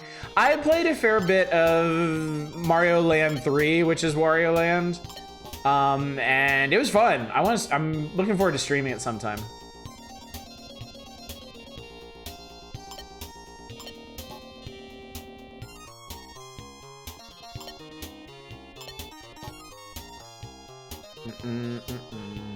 When does Balatro come to Nintendo Power?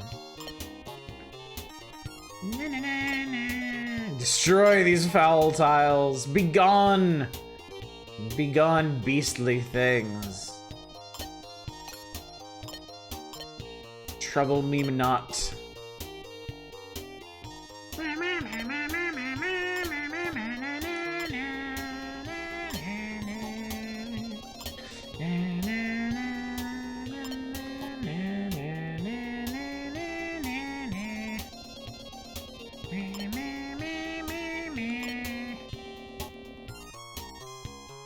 I once lost a game of this with only 4 tiles left.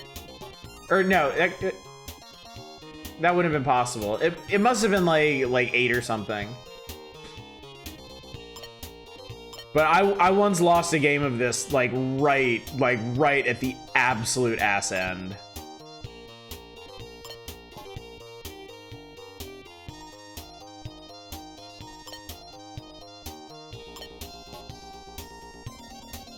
I'm telling you that now to prepare you for the inevitability of me losing this board. Buttress your feelings, chat. Buttress your feelings. This doesn't match with this. No, it has to be the same symbol. IGN apparently gives a retro review once to give it a 10 out of 10 and got an arcade. It got an arcade port. Why the fuck? Also, thanks for the bits. You'll love this in another 20 years. This is all you'll play and ask your daughters what the shady sites you plan on give you viruses and you.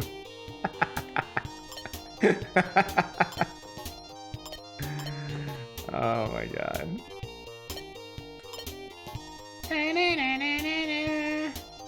Is it? Wait.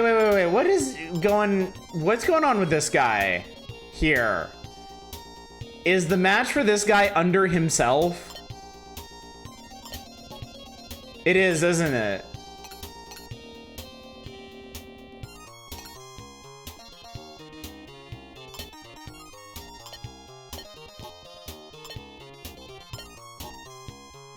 That's fucking amazing. So you can't. I was wrong. You can lose with 4 fucking tiles. How about that? How about I did it, chat. I did it. There you go. I proved that it's possible. I guess, yeah, you can lose with 2 tiles, huh?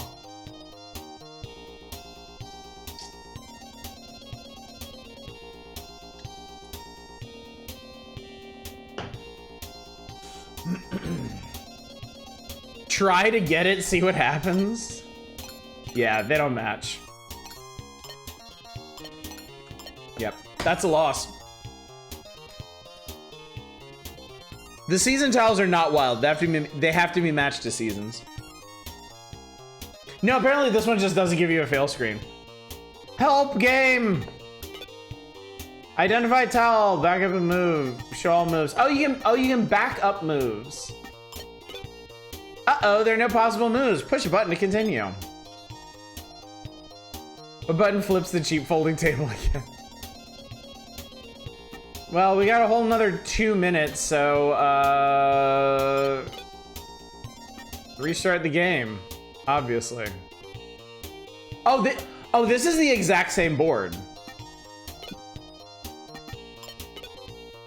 Make a new pattern.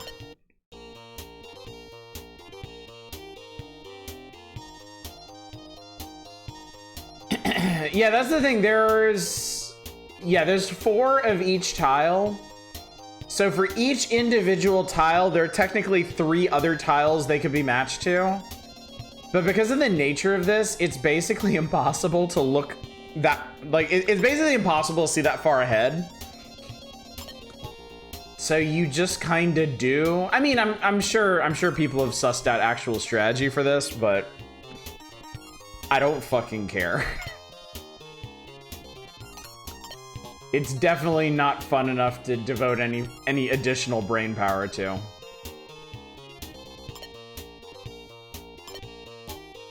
No strategy on death. we're just playing for the story anyway. I'm just here for the banging tunes, y'all. That's all I need. Oh god, 28 seconds. Come on, 28 seconds. Rank not including a remove time option. Come on.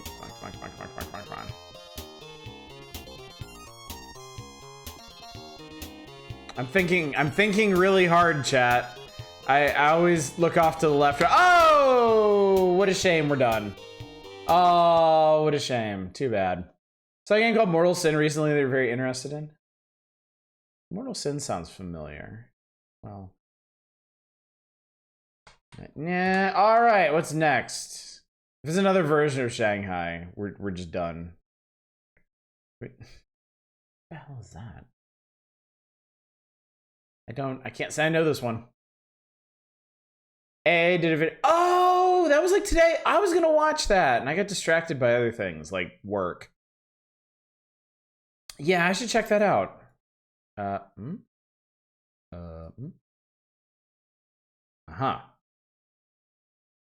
Okay, what the fuck? What fuck is this? Let me point out you completely missed an extra 5 minutes or requested for Shanghai. Did I? Wow, I guess I was just so incredibly engrossed by that. What a shame. What a shame.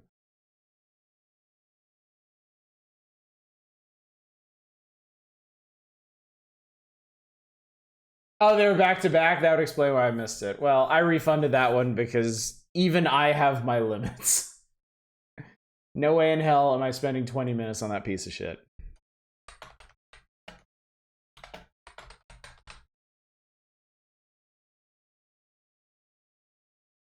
We play fast and loose with the rules around here, chat. I can't be held down.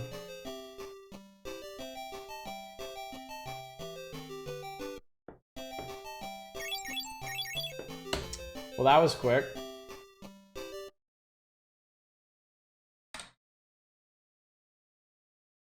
I don't know why, but okay. There's one hole, one par three. What are we? Where am I? What am I doing? What? We have Kirby's Dream Course at home. Okay, am I supposed to like put down the ball or something? Yes. Okay, you put down the ball, and then do you aim? And what is happening? Oh, this is okay. Showing you where you're gonna put it. Okay. Oh Lord. Okay, that was pretty reasonable.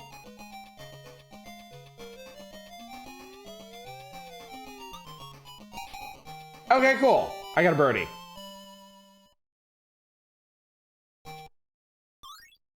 And 1 under par, chat. Can you believe it? Point and click putting game is something that doesn't really need to exist. This might be really bad. Because I need to get it to stop over there. So it doesn't just go fucking off. Oh, God, okay.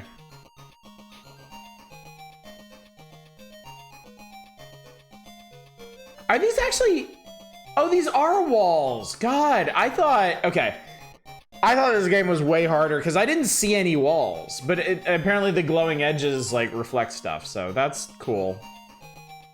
Yeah, the drag is super strong. It, like, stops it dead. It's kind of surprising.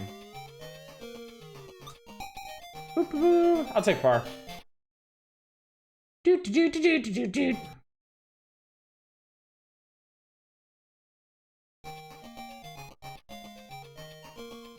Okay, so they let you look around first. Oh, silly streamer golf balls don't carry momentum. What do you suppose this is? If I whack the ball into that, do you think something's gonna happen? Let's find out.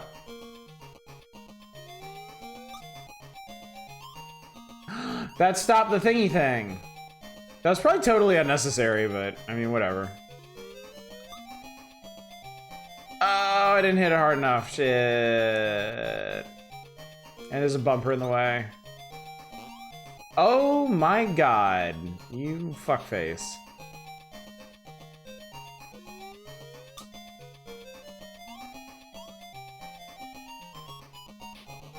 I need to excite bike the ball. That is the technical term. All right, double bogey. Do do do do do. All right, that switch. Oh my God, dude. Okay, so we gotta schmack the switch, because otherwise we're gonna lose all momentum off of everything. Oh, okay, there is no wall there. Fuck you then. fucking eat my ass then. Oh god, it still kills momentum. Oh god, even when it's turned off, it still kills momentum. That's kind of fucked. Yeah, the wall gaps. So apparently the walls of this putt-putt course are force fields. So you gotta look at the sections where it's not glowing. So for example, right here, you could fall off, in theory. You can fall off here. You can fall off here. Well, this escalated quickly.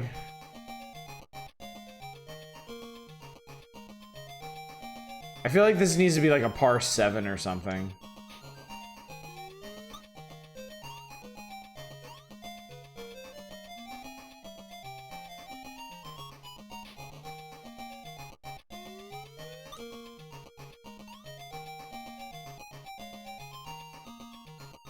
Oh, and now I don't want to hit these.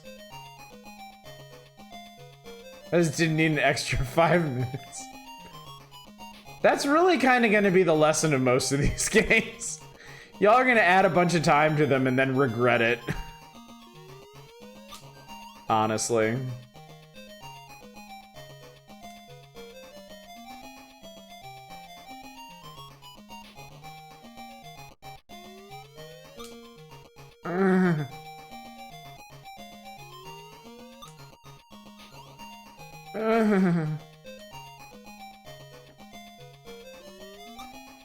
There we go. Double bogey. Do do do do do.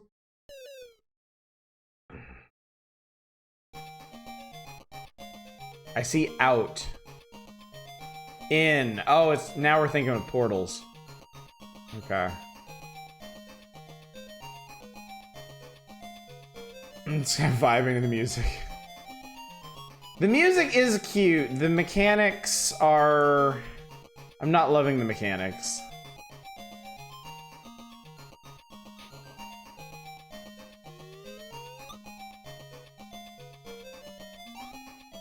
Oh! I'm controlling this. So I basically... Okay, I gotta whack the ball up there as hard as I can and then get the platform under it. Oh, it's a bounce. Oh. I'm playing Arkanoid now with my own ball. Okay. That was random as hell.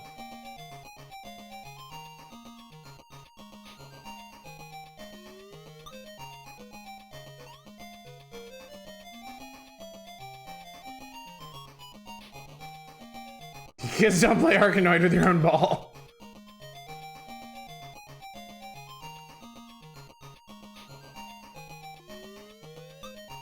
Yeah, honestly, these sections just suck ass. These sections that just kill all your momentum, like, they're awful. They're like sand traps that can't be avoided.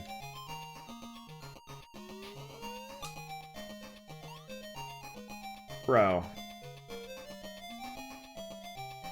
So I'm gonna have to, like, spend one stroke just to get...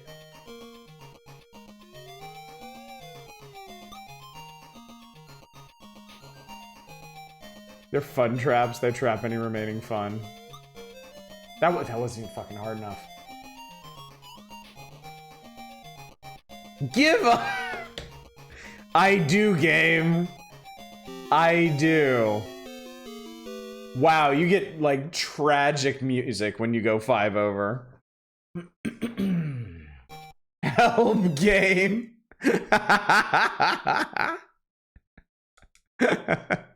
Oh, shit. You get an actual game over if you do shitty enough. Also, I think there's... Chat, there is one course in this entire game. Chat, there is one course in this entire game.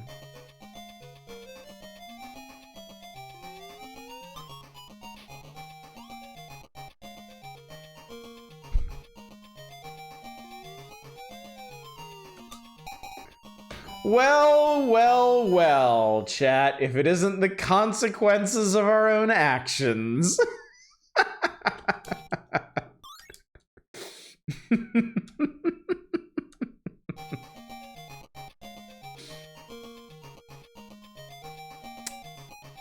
I think we've all learned a valuable lesson here, haven't we?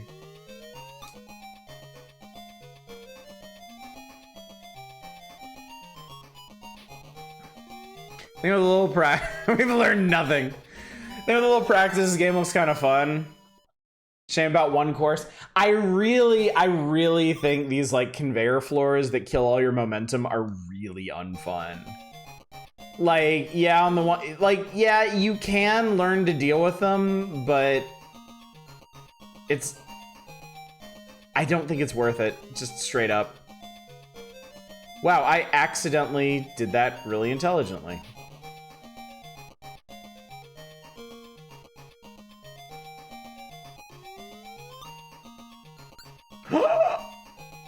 Oh, fuck you, ball.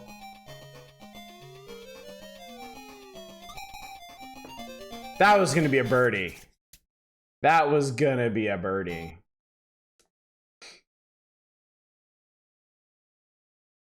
Think you learned about the importance of momentum? Thanks, Gladys.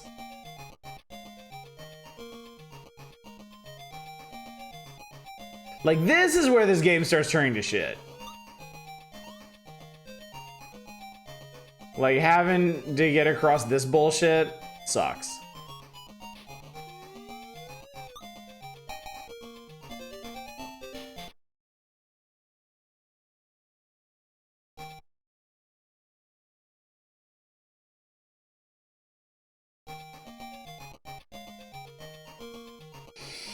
There's also a thing with...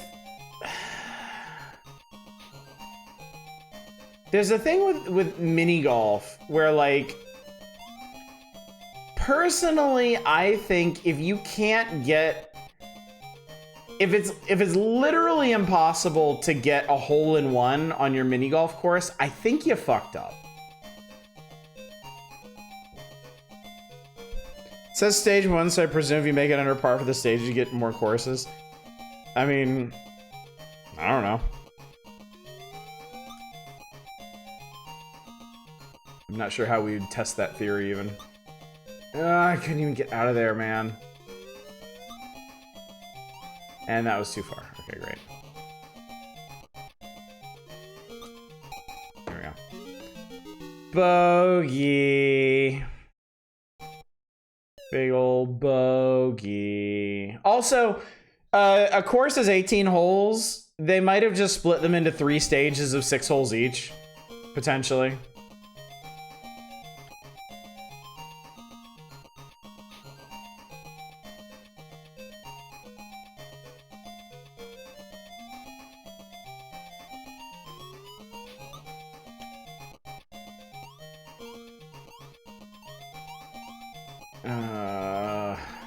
Okay. You will not guess the speedrun time for this game? What is it?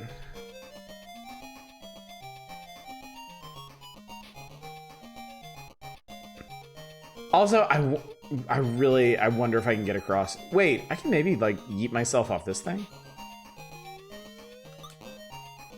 No, that just got me killed. -5 seconds.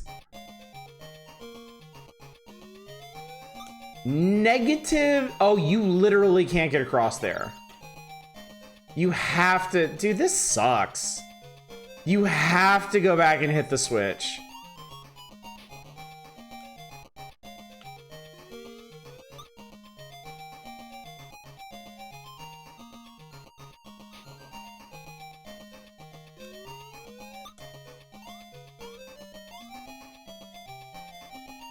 All right, well, I guess I'm gonna lose the game here again, just because.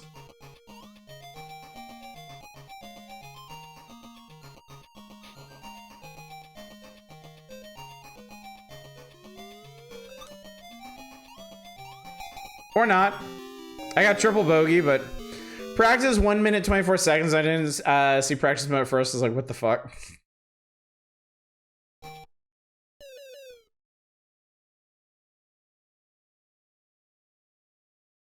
Bonus stage? Is this... How is this a bonus stage?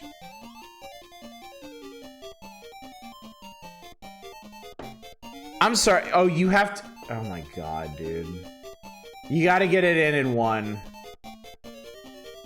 Fuck it, I'm just gonna whack it. We'll just see what happens.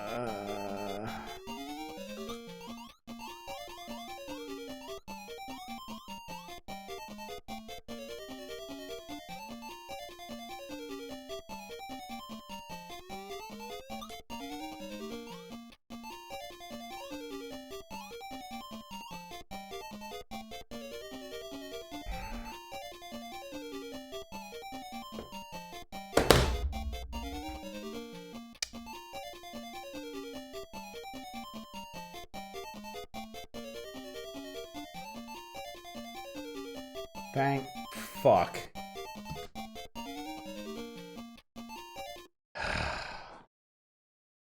Alright, anyway.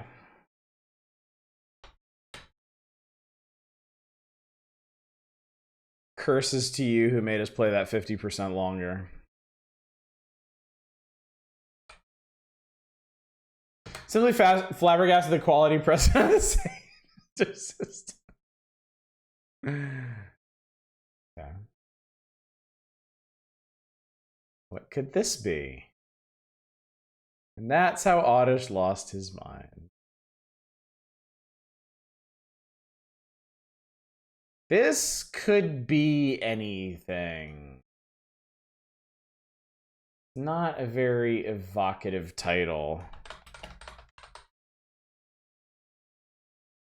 in any particular direction.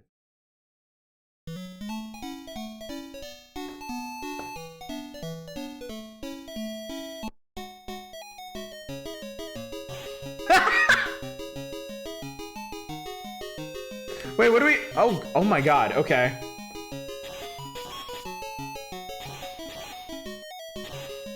Is this a Kunio-kun game?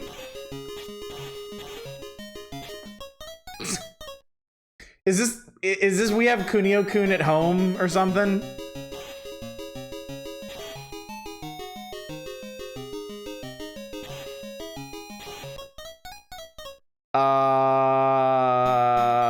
What do you, how? Oh, you got jump kick, okay.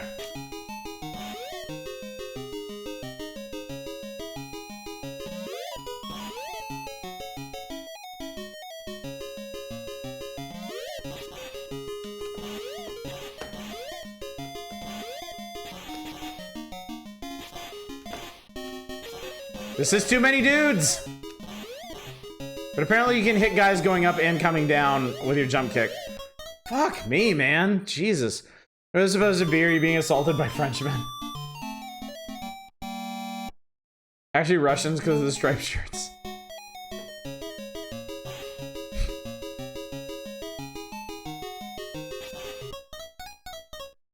Bro.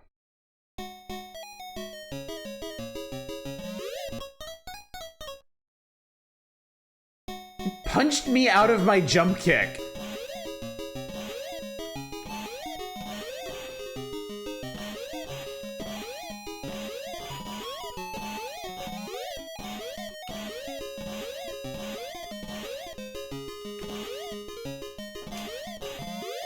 Jump kick seems a lot safer than just trying to punch dudes. Fuck!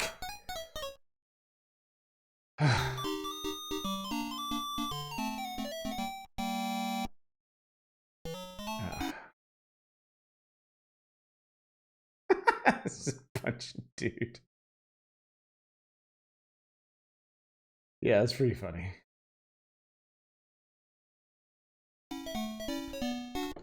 This looks like something that should be on in the Intellivision. Looks like he gets punched in the nuts when he dies.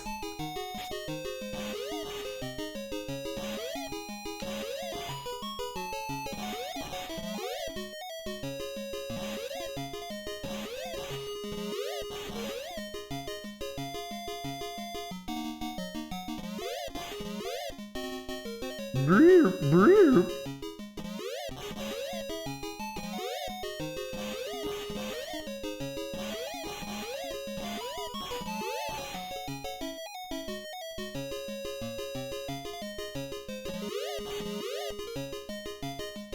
What is that? What the fuck, man? Come on. Aw, oh, dude.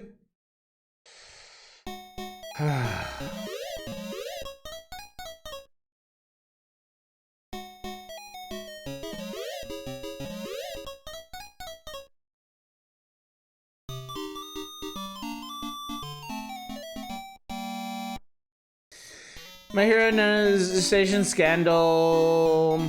Aside from being released on Sega in arcades in 1985, Master System in 1986. Station Scandal sounds like an H game. Be glad, yeah. I love the way you have to put that. Be grateful no one extended this playthrough yet. Most menacing yet. Fuck off.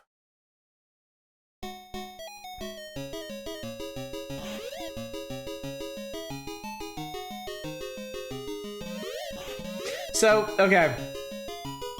I need to mention something. These knife throwing guys, because of the way their legs are positioned, with the bricks behind them, it looks like they have like giant tanuki testicles. It's not just me, right? Oh shit, I made these guys appear.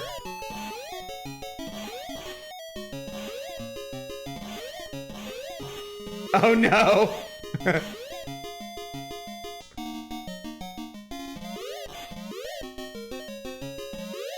Their sidearm also looks like a penis to me. Perfect. Okay, can I like hide here? Oh my god, look at his duck.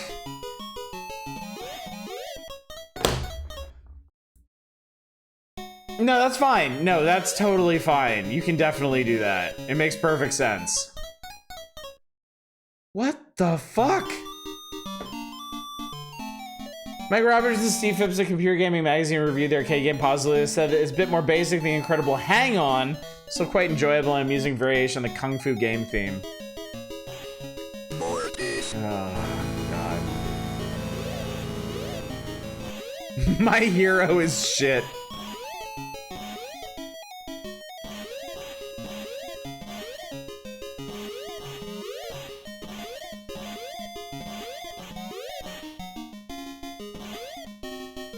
I might honestly enjoy this a little bit more without the circus-ass music.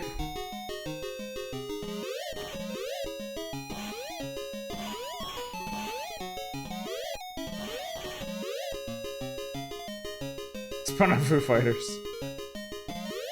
My Hero Macadamia. Fuck!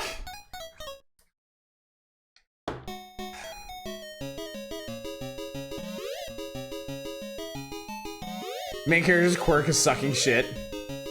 Okay. Okay, duck under this bullshit and go! Alright, excellent. What the fuck?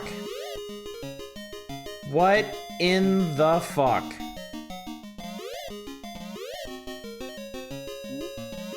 What is this horse shit? This park has turned into a goddamn Mario castle.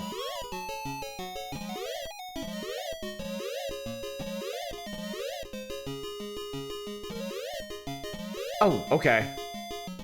So they'll just climb up over this shit. It's fine. Everything's fine.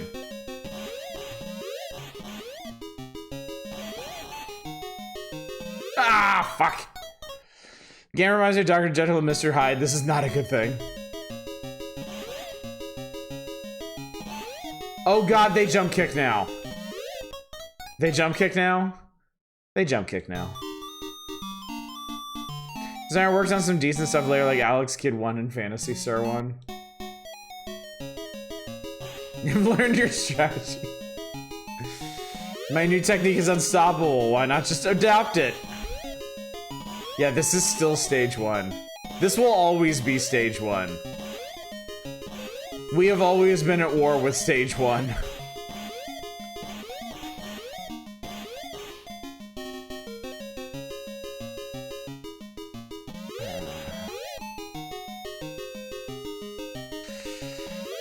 There's so many other things I could be doing with my time right now. So many other things. This game had more than stage 1. This seems like kind of game has stage 1 and maybe a bonus stage. Or like stage 2 is just like a palette swap of stage 1 or something.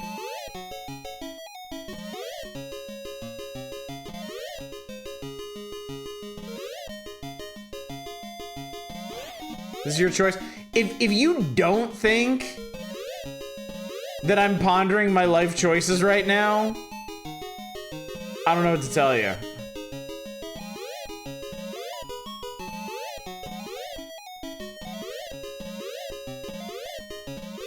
Reviewing all the choices that brought me to this point in my life.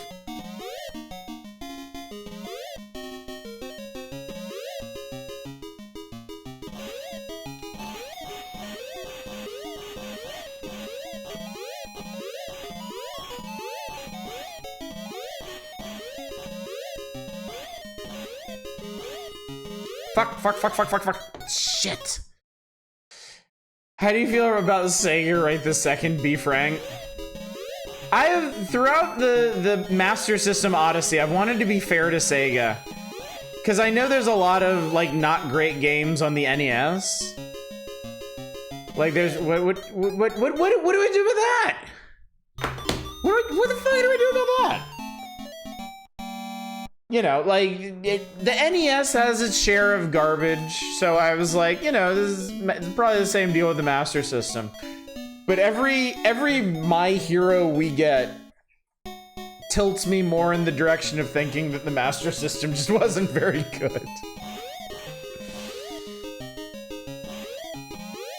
Maybe this was a mistake. Just looked it up, I was right. Right about what? Everything. Okay. 39. Next up is... Okay, this sounds like it could be cool. One stage and a boss fight, and it loops infinitely between those. Amazing. It's amazing that they decided to call it stage 1. I guess when it loops, they call it like stage 2, stage 3, or whatever. This has potential.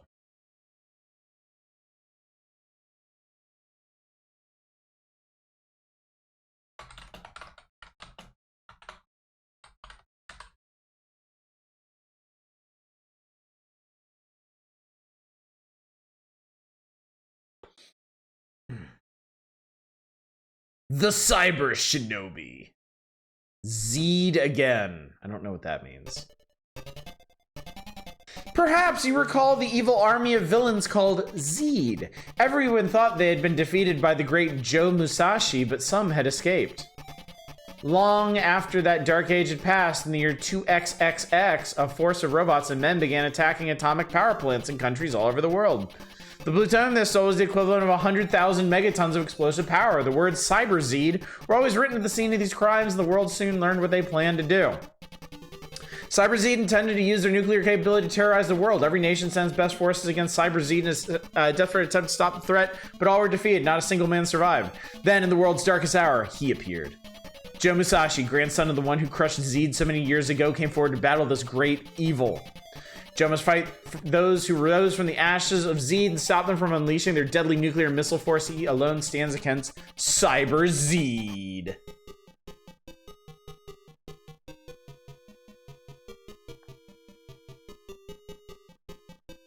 This is Shinobi Part 2? Is this the sequel to the original Shinobi? Round 1 start, round boss, crazy bull, weak point, cockpit. Oh dear. Oh dear. Oh boy.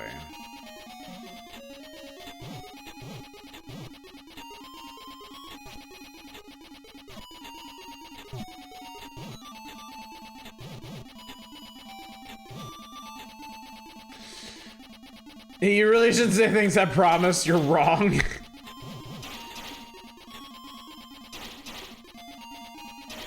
This is the bad Shinobi. I feel it. I feel it in my bones. I feel how bad it is.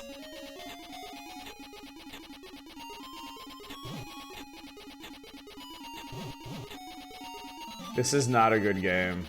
The infamously bad one, it feels like it.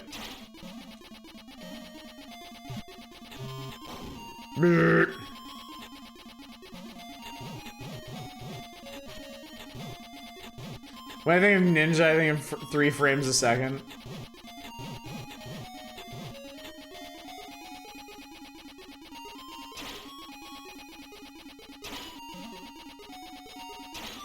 Ow! I got shot. Okay, I guess we want to be down there.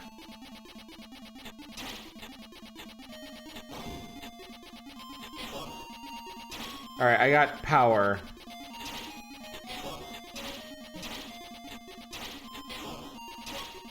I got Nin... N. I don't know how you use it.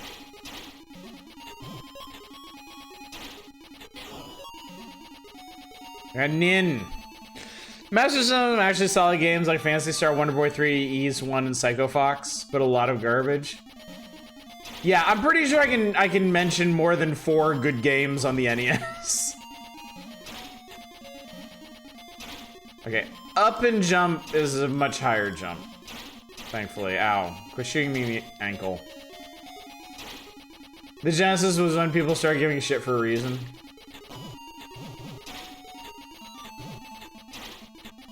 100,000 megatons of destructive power trying to stop. Wikipedia says that global nuclear arsenal is about 1.5% of that. Yeah, that is a fucking made up nonsense number.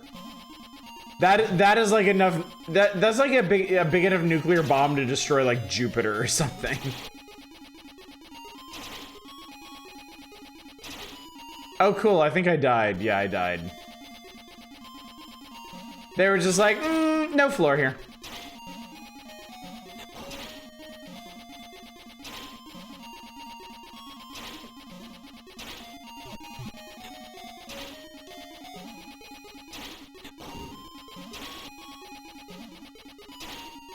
Each game has been something that tonight has been something that I'm not sure it'd be possible to play it past 5 minutes.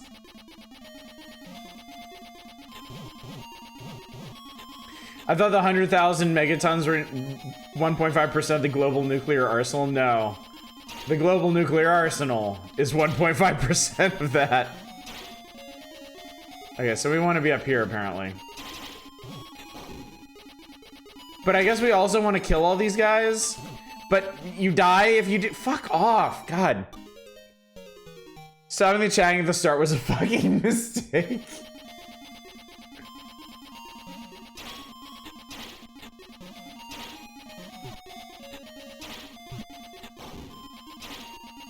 I wish we had the end button for this.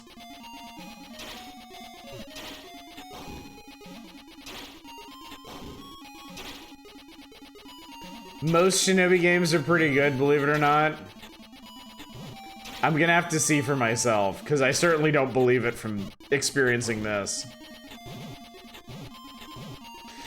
Where's the skip button we had that one night? Do you want it? Do you want it that bad? I'll give it to you. This is really rough. This is rough. It's not cheap. I'm not gonna make it any cheaper just to be merciful on myself, but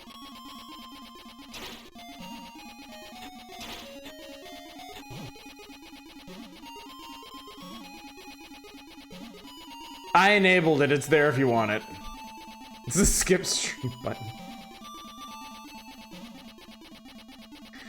All right. Mercy has been enabled.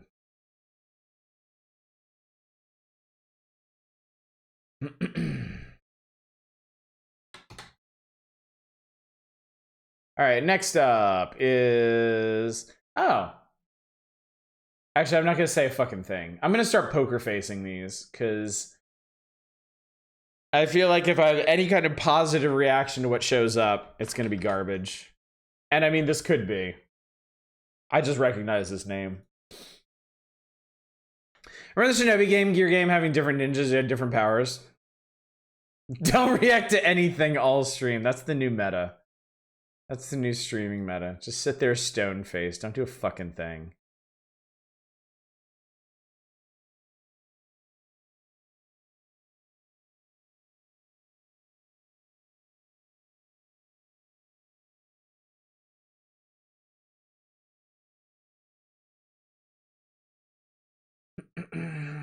I never played the Tengen NES port of Shinobi. Product, oh, this is legal horseshit. Here's 50 BC. Gaul is entirely occupied by the Romans, well, almost entirely. One small Gaulish village continues to defy the occupying forces. The villagers. I can't read all that shit.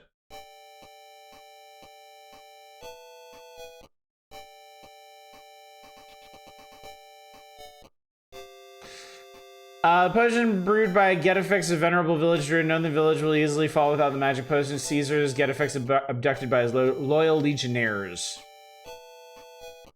Oh no! Sorry, Aj, were you playing as the French?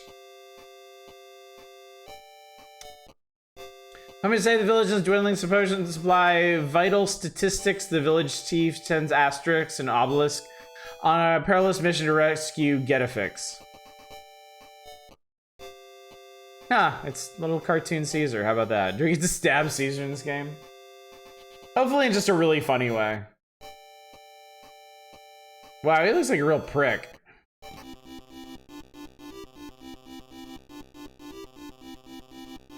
And away we go!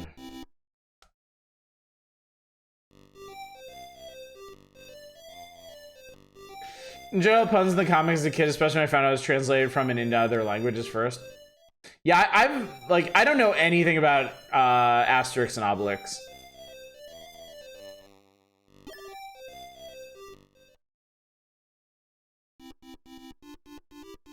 Man, uppercut.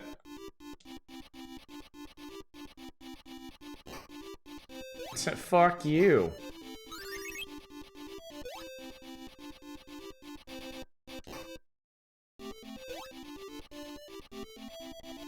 I look like a well. Okay, these guys are pretty funny. So we're getting advised to Adventure Island. I was thinking the same thing, actually. Oh, shit. Those are pipes. Okay, cool.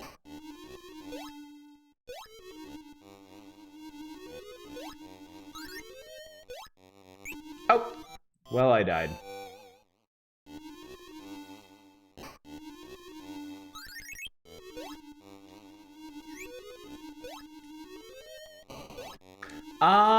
I get it. I get it. I get it. I get it. I get it. You've got sub-weapons, like in Castlevania. And the bones or whatever let you use them.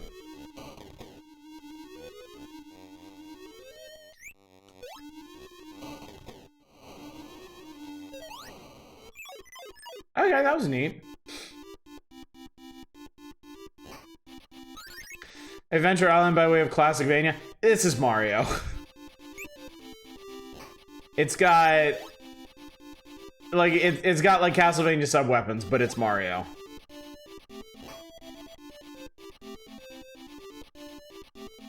You just punch dudes instead of, like, setting them on fire. Is that boss? I like it. Guess that's a yow! Ow. Well, I died.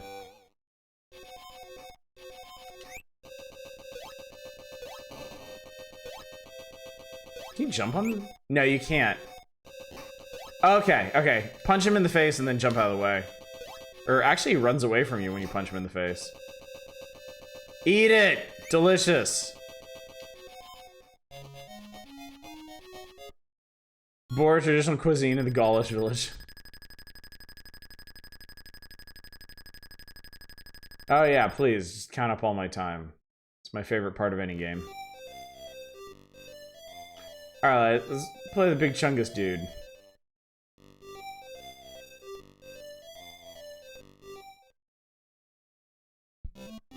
Hello.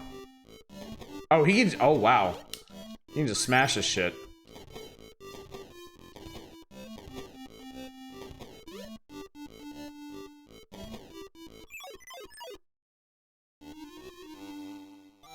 Oh, I was looking at chat. I was about to say something along the lines of Castlevania sub weapons, but I doesn't have dom weapons, and I realized you're using a fucking whip.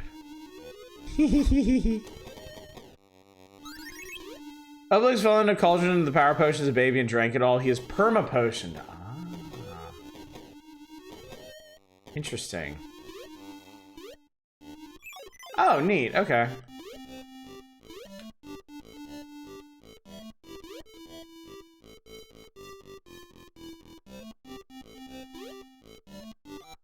That's kind of an awkward jump.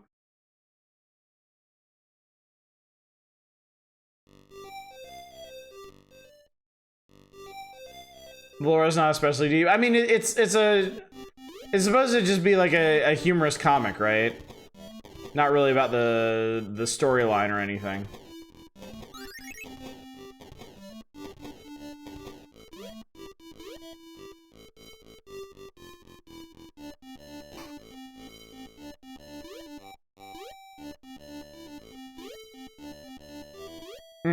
Okay.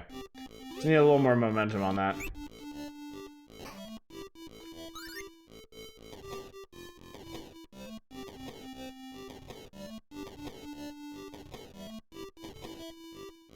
Hot excavating action. Landing the jokes and making the bad guys make funny faces when they got owned by the Gauls.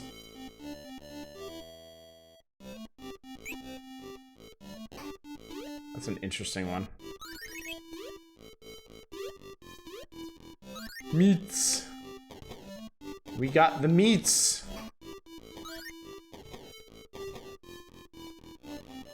All right. Oh, God, there's little tiny... What the fuck?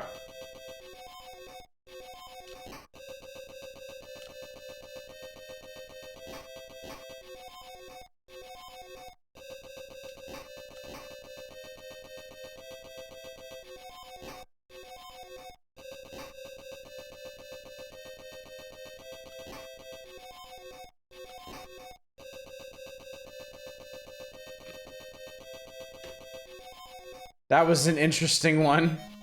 Is that another recurring character or just some weird little old guy?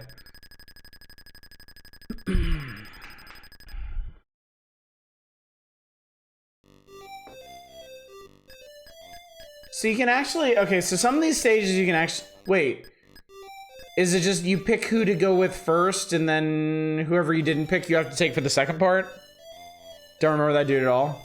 Druid, oh Druid. Maybe one of the Sicilians that had big black eyebrows like that.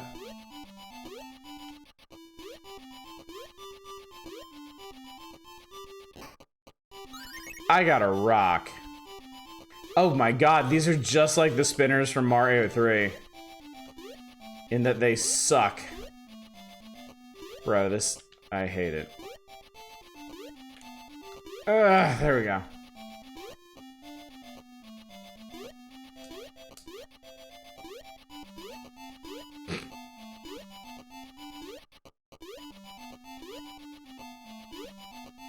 Ow! Oh, I can't punch in the water. Wait, how the fuck is this supposed to work? I can't do anything in the water. Okay, I could have blown him up with that.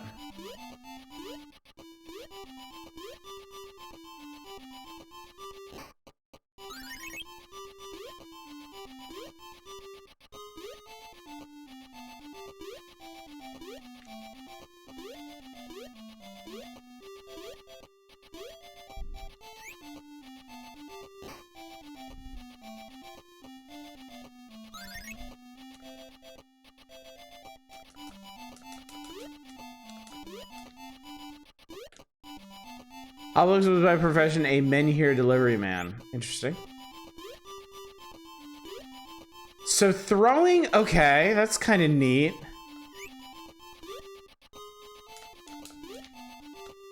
Fuck.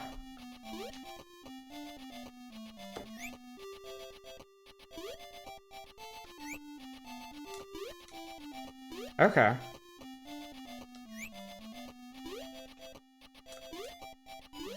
Huh, okay. It's kind of cool, actually.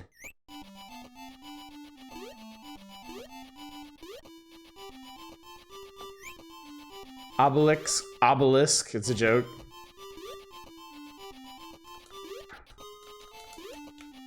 Oh god, okay.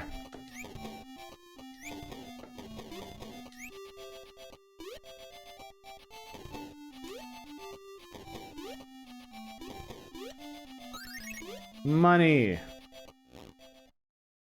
Will they choose your own adventure books they made of this? Ow. Why is there a black bear man trying to kill me with bees? This guy sucks!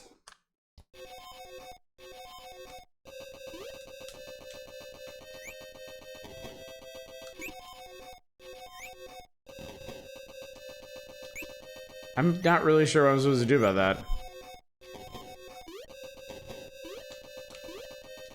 Ow! Fuck, dude!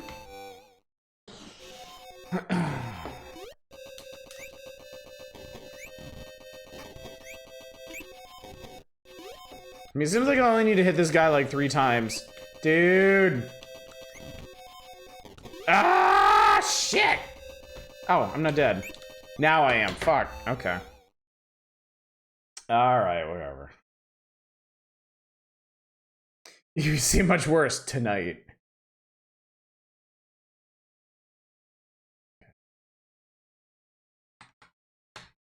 Next! Oh boy, what's next?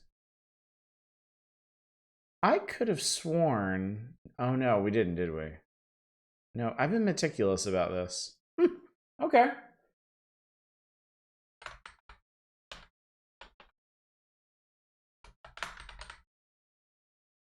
Comics are well worth taking a look at. Yeah, I'll have to check them out sometime.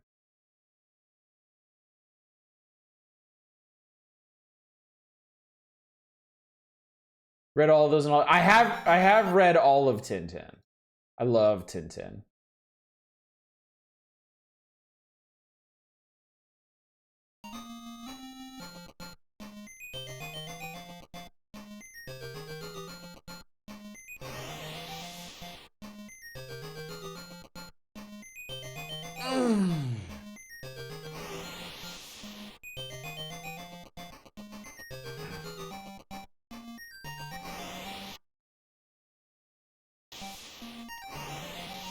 Yeah, those first couple Tintin books are pretty unfortunate.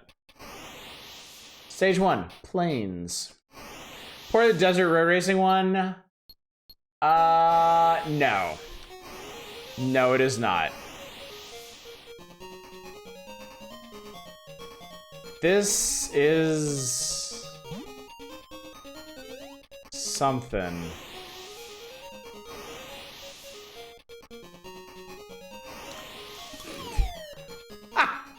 Jesus.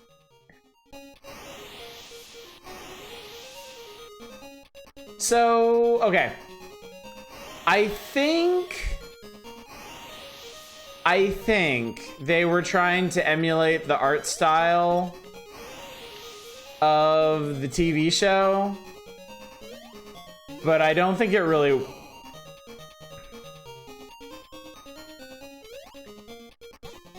But I don't think it really works here. I think it just makes the game look really cheap. Fuck, okay. Alright. Alright, look. If your method of attack is to make your character surge forward super fast, maybe don't put a whole fucking bunch of bottomless pits everywhere. I don't know. Just kind of thinking out loud here. That sucks too. You like... Okay, you can like spin jump. But yeah, my favorite thing in the world are games where you can go fast, but you're not allowed to or you'll die.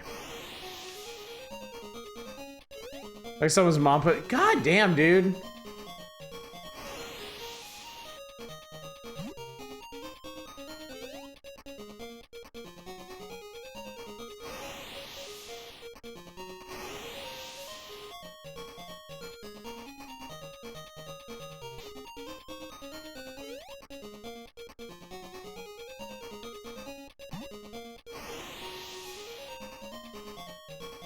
Yeah, this has the classic Sonic 1 problem of, oh look, you can go fast. Just don't.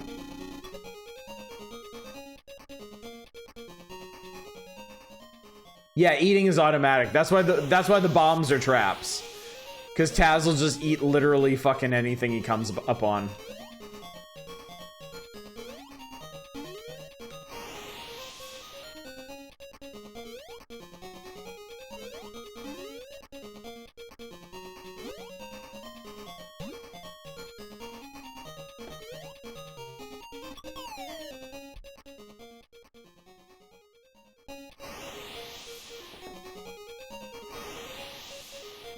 These bombs look delicious. Died there.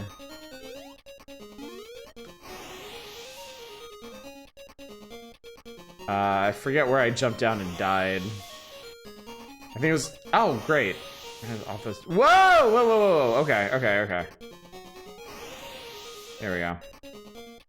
You can kind of see a Dragon Ball game where we're going to eat literally fucking anything. Goku's not quite that bad.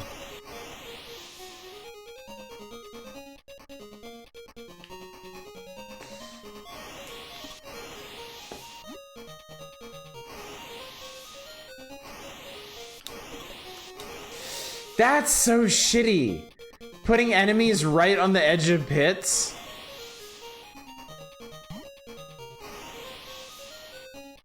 This feels like the perfect example of a game where the developers had a really good, like, solid idea for it, and then just ruined it with the level design.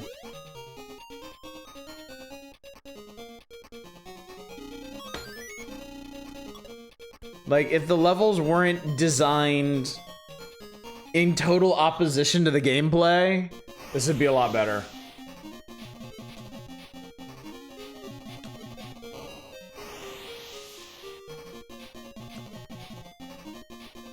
Feels like a first pass at a game they're gonna finish later.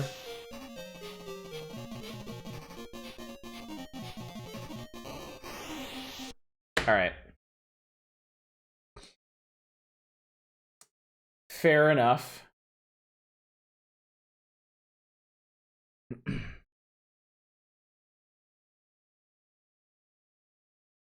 All right, what's next?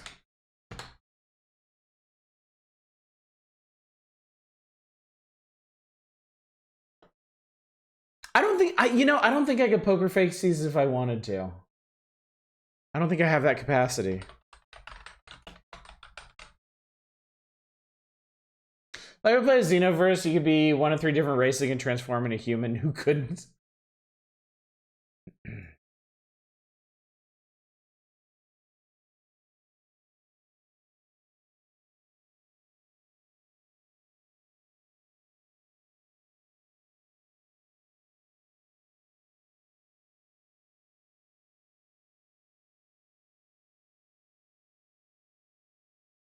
Sega.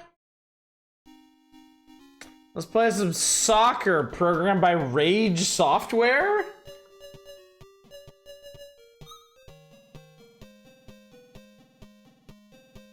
Okay, is that guy on the right celebrating or faking an injury?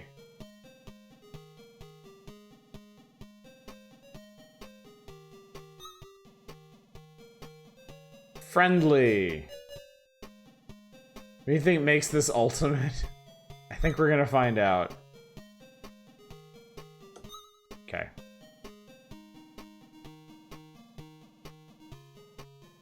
They're so tiny.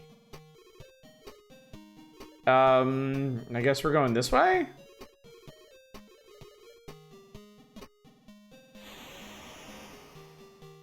Okay. We're primarily in the games aimed at Brazil era. What the fuck was that guy doing? Wow.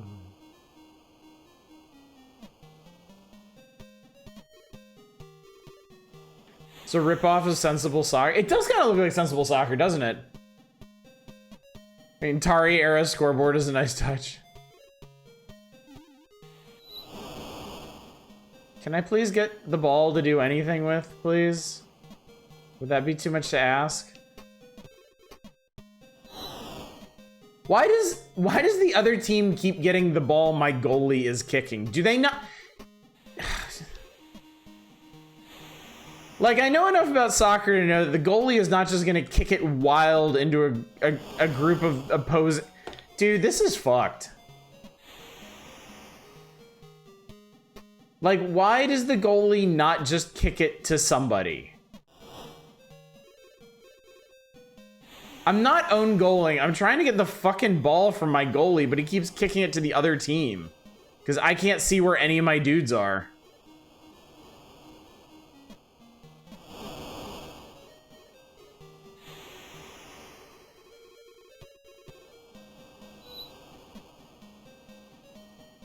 Okay, that's a bit better.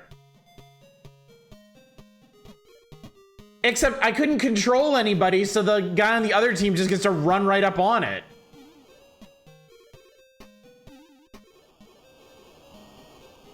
Like soccer at the beach.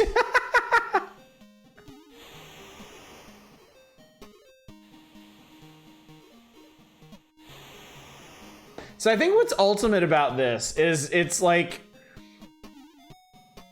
you are ultimately never going to get to do anything in this soccer game. Because it's so hard to see what your characters are doing, and like your opponents are just gonna steal from you all the time. First person soccer game win.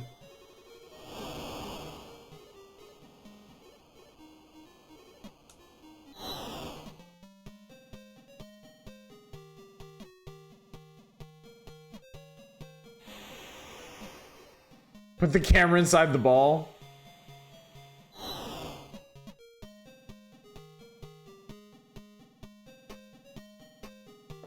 Tune in for the next game. All right. So be it.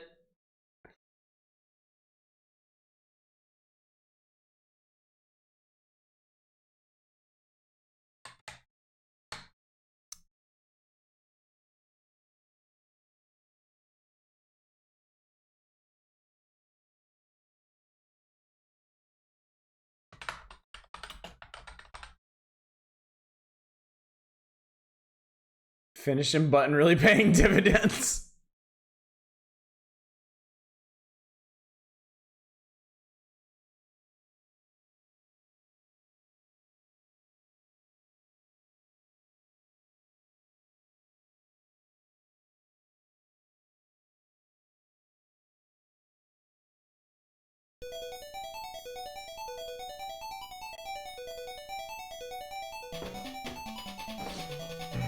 I can't say I know what this is. Not enough blast processing.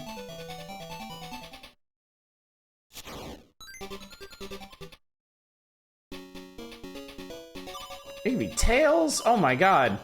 Breakfast burrito is more substantial than Turquoise Hill. Can't just be green. Has to be turquoise now.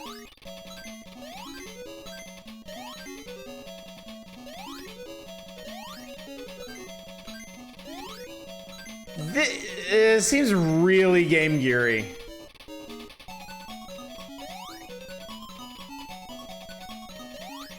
Yeah. What the fuck?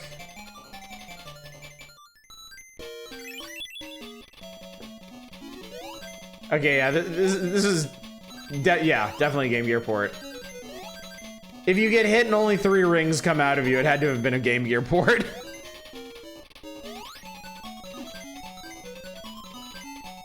Just figure such.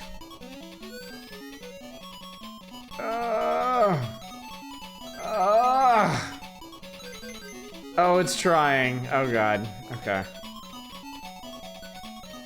Haha, I beat a stage. Amazing.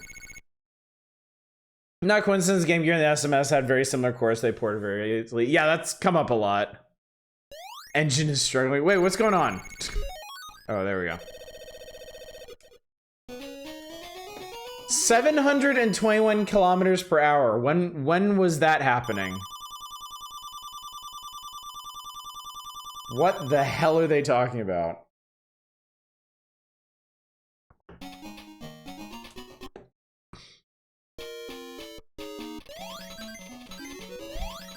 Sonic has passed. Condolences.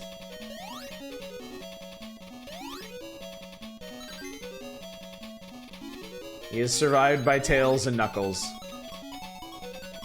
Oh, hello.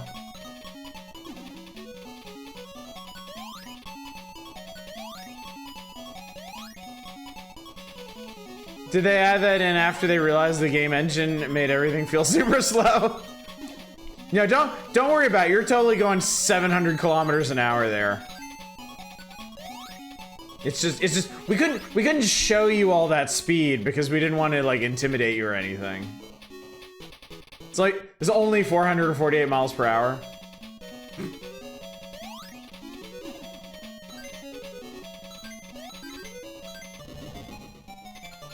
This is such a weird power-up. Like, why? And I get fucked up every time I use it. Put some fucking speed lines behind him or something. I think this came out around the same time as Sonic CD.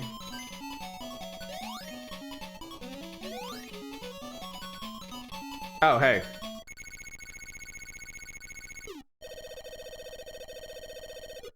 "708 kilometers per hour, chat." Well, some of the environment goes over the UI. This is how the Sonic CD Super peel out. Hold up and jump. Okay.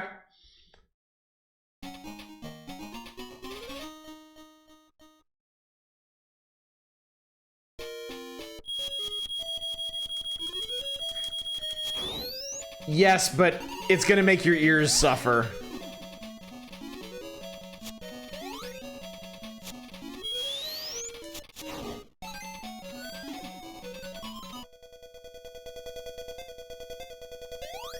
That was horrific.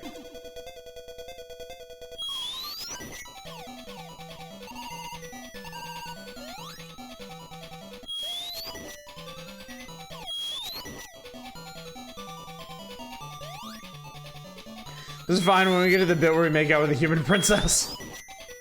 This is nearly going to dog hearing range.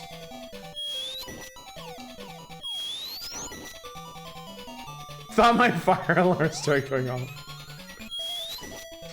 Shadows, you don't have to keep telling us you don't think this is bad. We get it. We can have our own opinions about this too.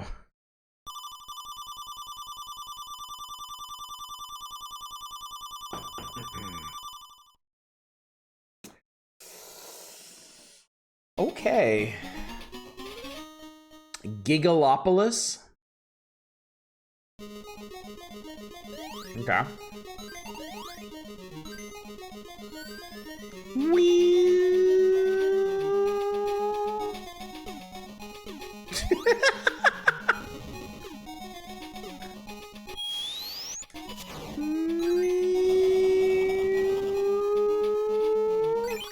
Great, awesome. Yep, love it. Cool. Definitely don't go fast.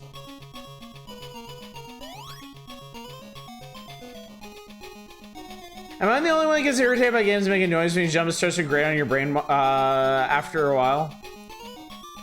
Oh, shit. Frequency is high enough to give you a migraine. Oh, dude, sorry.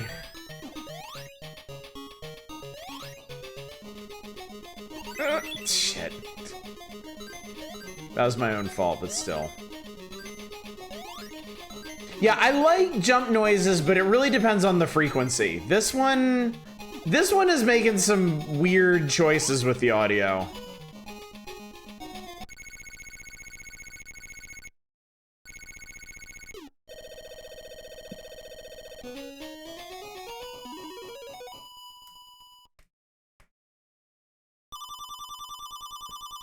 I think if you got a nice boo-whoop for jumping, I think that's fine. I don't want my character to talk when they jump, though.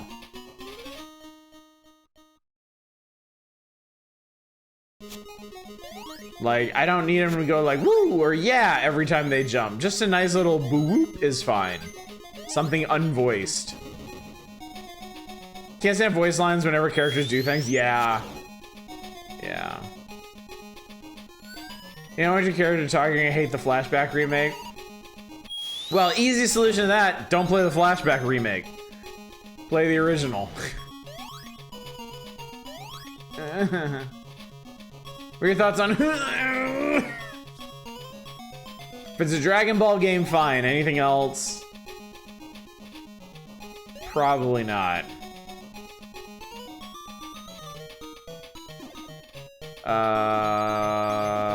Okay.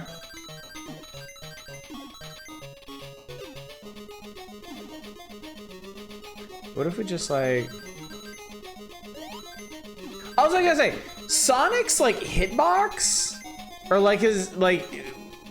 The part of Sonic that can actually collect things in this game feels really weirdly small. It's a very small thing, but it's a very unsatisfying thing. To jump into like a cluster of rings. Okay, why'd I fall off of that? To jump into a cluster of rings and get like 1 or 2. Elderly Sonic can't reach very far with rings, got a bad back. He has a shmup hitbox in the Game Gear ones. That's so weird. That's a really weird choice.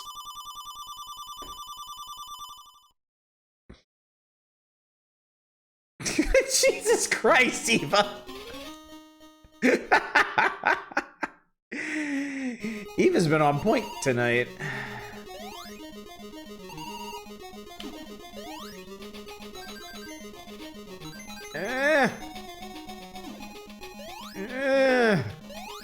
I guess we're taking this tube.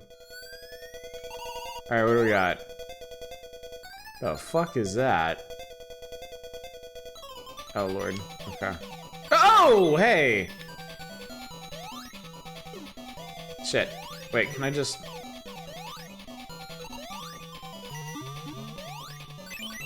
What the fuck? Oh, well, I guess I'm gonna die.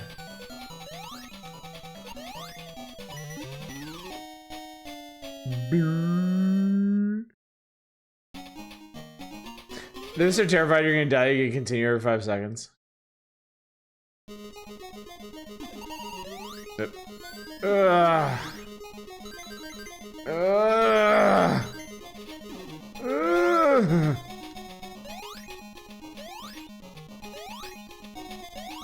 The platform up here.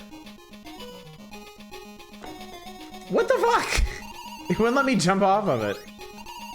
Like, it looks like there's something up there, but I can't be arsed to figure out what it is. We're going this way.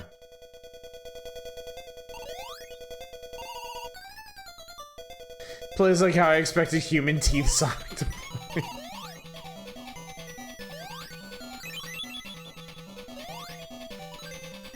What is this guy's deal?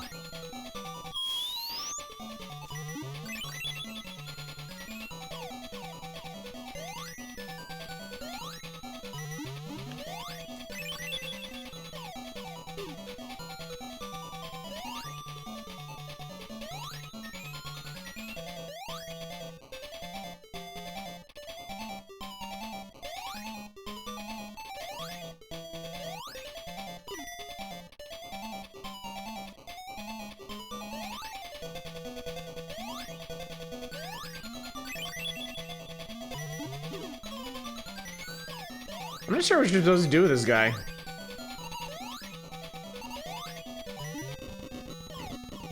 What, that was it? I was actually doing the right thing?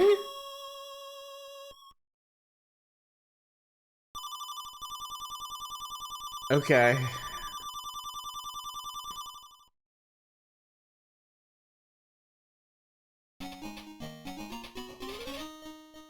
Oh yeah, timer's up. Forgive me, chat. I was so very engrossed in Sonic. I was enjoying myself too much. I mean, that was fine. That was fine. It wasn't great, but sleeping eggs lie.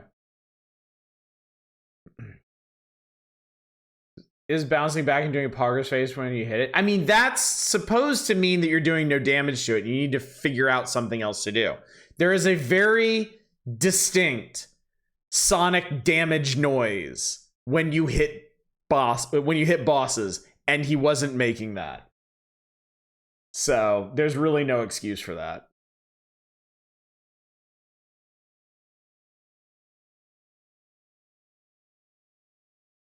All right, this is definitely the last one of the evening.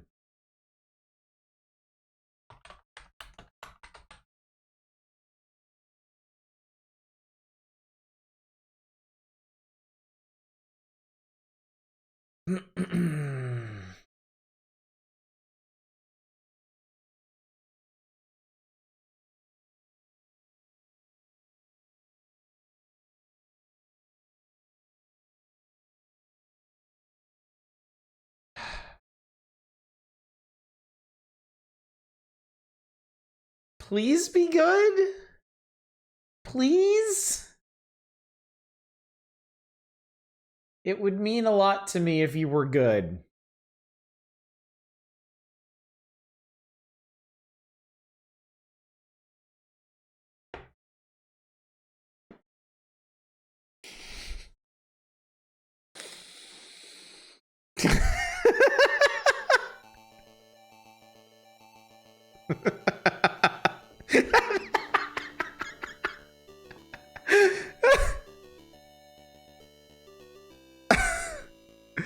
Teartex made some legendary garbage. Fuck, dude. Come on, man.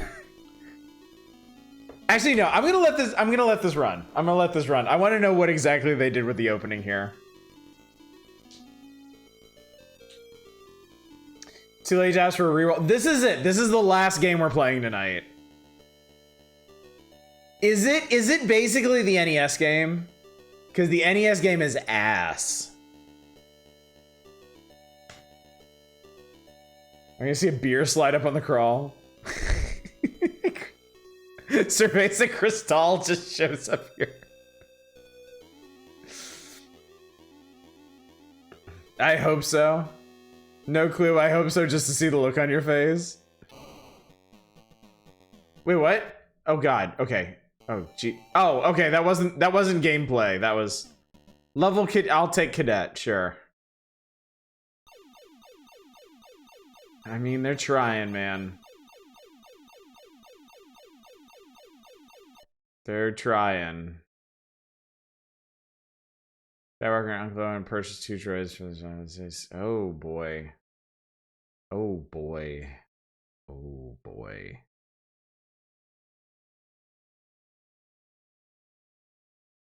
Oh no! Come on! Oh. Oh, it's so bad, dude. It's so bad.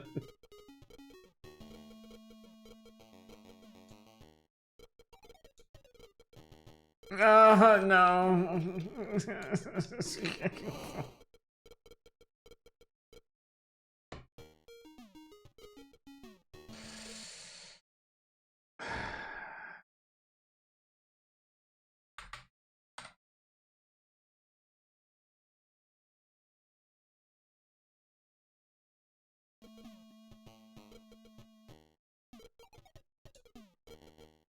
He even knows how to hit me where it hurts. Teartex the fucking goal-ass Capcom, they do Street Fighter 2. They removed all the specials.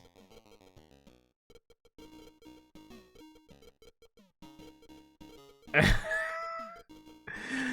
about to fall asleep. Good night, Spice. All right, I'm gonna see if I can beat this stupid fucking cave at least. I think actually this looks better than the NES one, but it handles worse. I think it's actually worse than the NES one overall.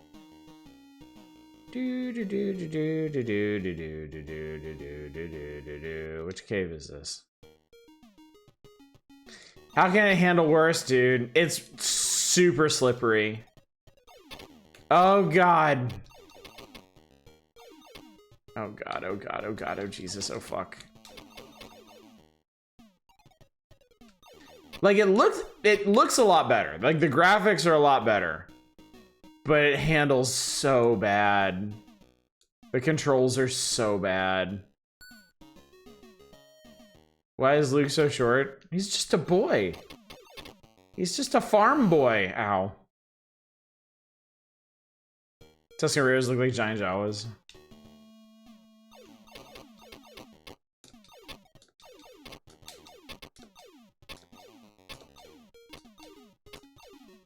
I don't even know if I'm hitting this motherfucker. Well, I die.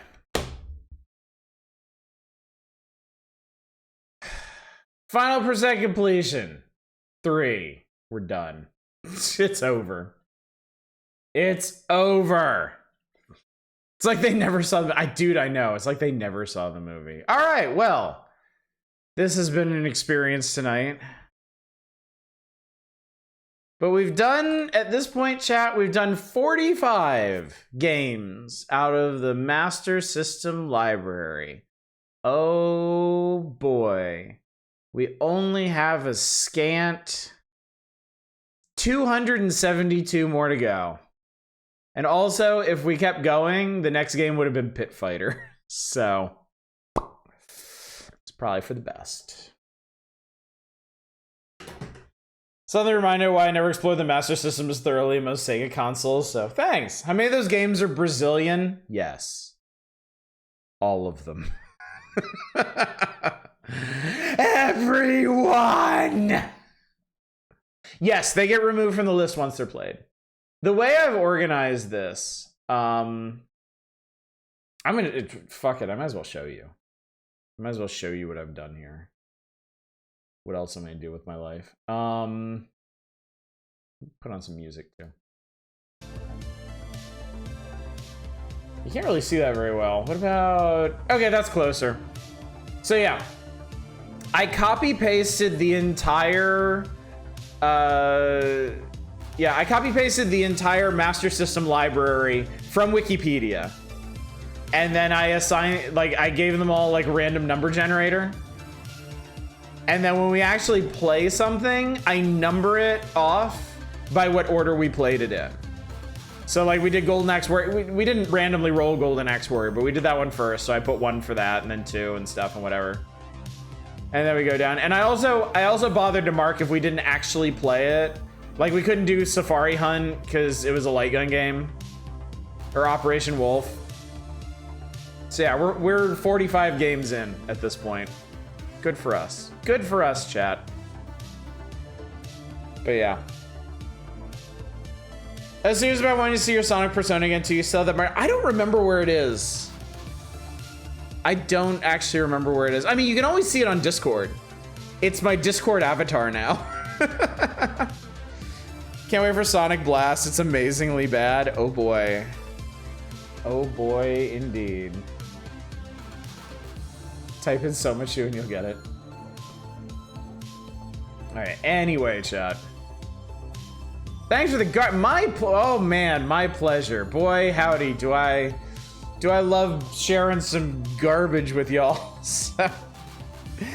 Anyway, chat, that's gonna do it for tonight. I didn't even talk about the schedule, did I? Tomorrow night's the Power Hours. We're gonna see if we can finish that NES Classics page. I have high hopes, but as was evidenced tonight, they're so often dashed against the rocks. No stream on Sunday. I don't stream on Sunday. Monday we'll be back with The Witness. We'll be playing The Witness Monday, Tuesday, and Wednesday. Power Hours will continue Thursday and Saturday. And then next Friday is Community Night. We're going to be playing, I believe it's just Shapes and Beats. We're going to be rhythm nighting it. This is the rhythm of the night. All night. So, glad you all enjoyed tonight. I suffered great pain tonight. I was in agony for parts of tonight, but you know what? I had a good time too. I enjoyed it as much as I humanly could. So anyway, Blue Zest was nice enough to give us a big old raid tonight. Let's send a big old raid to somebody else, shall we? Let's see who we can pass the buck on to. Well, I mean, our dear friend Dama Plays Games is up. Let's send y'all over there. They're playing Pacific Drive, which is a really neat looking game. Really, really, really neat looking game. So yeah. All right, gang. Thanks again for coming out. Thanks for joining me for another slog through the Master System library. It's gonna be It's gonna be a real accomplishment if I manage to get through all these games. I intend to. I hope to. I've set my sights on working our way through this whole thing, but man, it's gonna take some effort. So, but hopefully you'll be along for the ride. Hopefully I'll see you all tomorrow for more Power Hours and NES games. But until then, as always, chat, y'all take care. Bye, everybody.